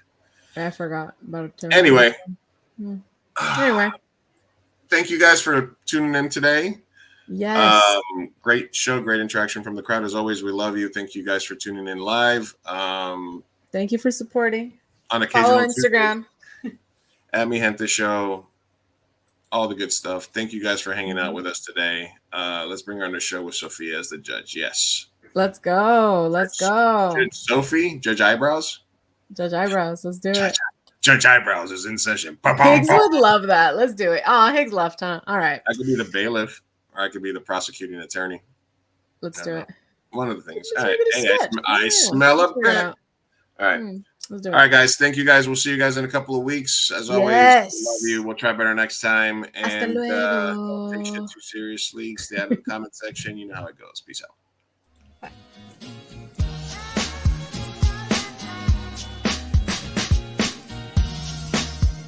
Vamos, papá, hay que irnos. Me estoy aguantando desde que pusieron el domo. Puedes esperar. Muchas personas trabajaron en esta película y solo quieren que te aprendas sus nombres de memoria. Y yo quiero asegurarme de que ningún animal resultó lesionado durante la filmación de esta película. ¡Listo! ¡Uy, palomitas en el suelo! Wow. Espera, parece que Maggie tiene algo que decir. Es tu primera palabra.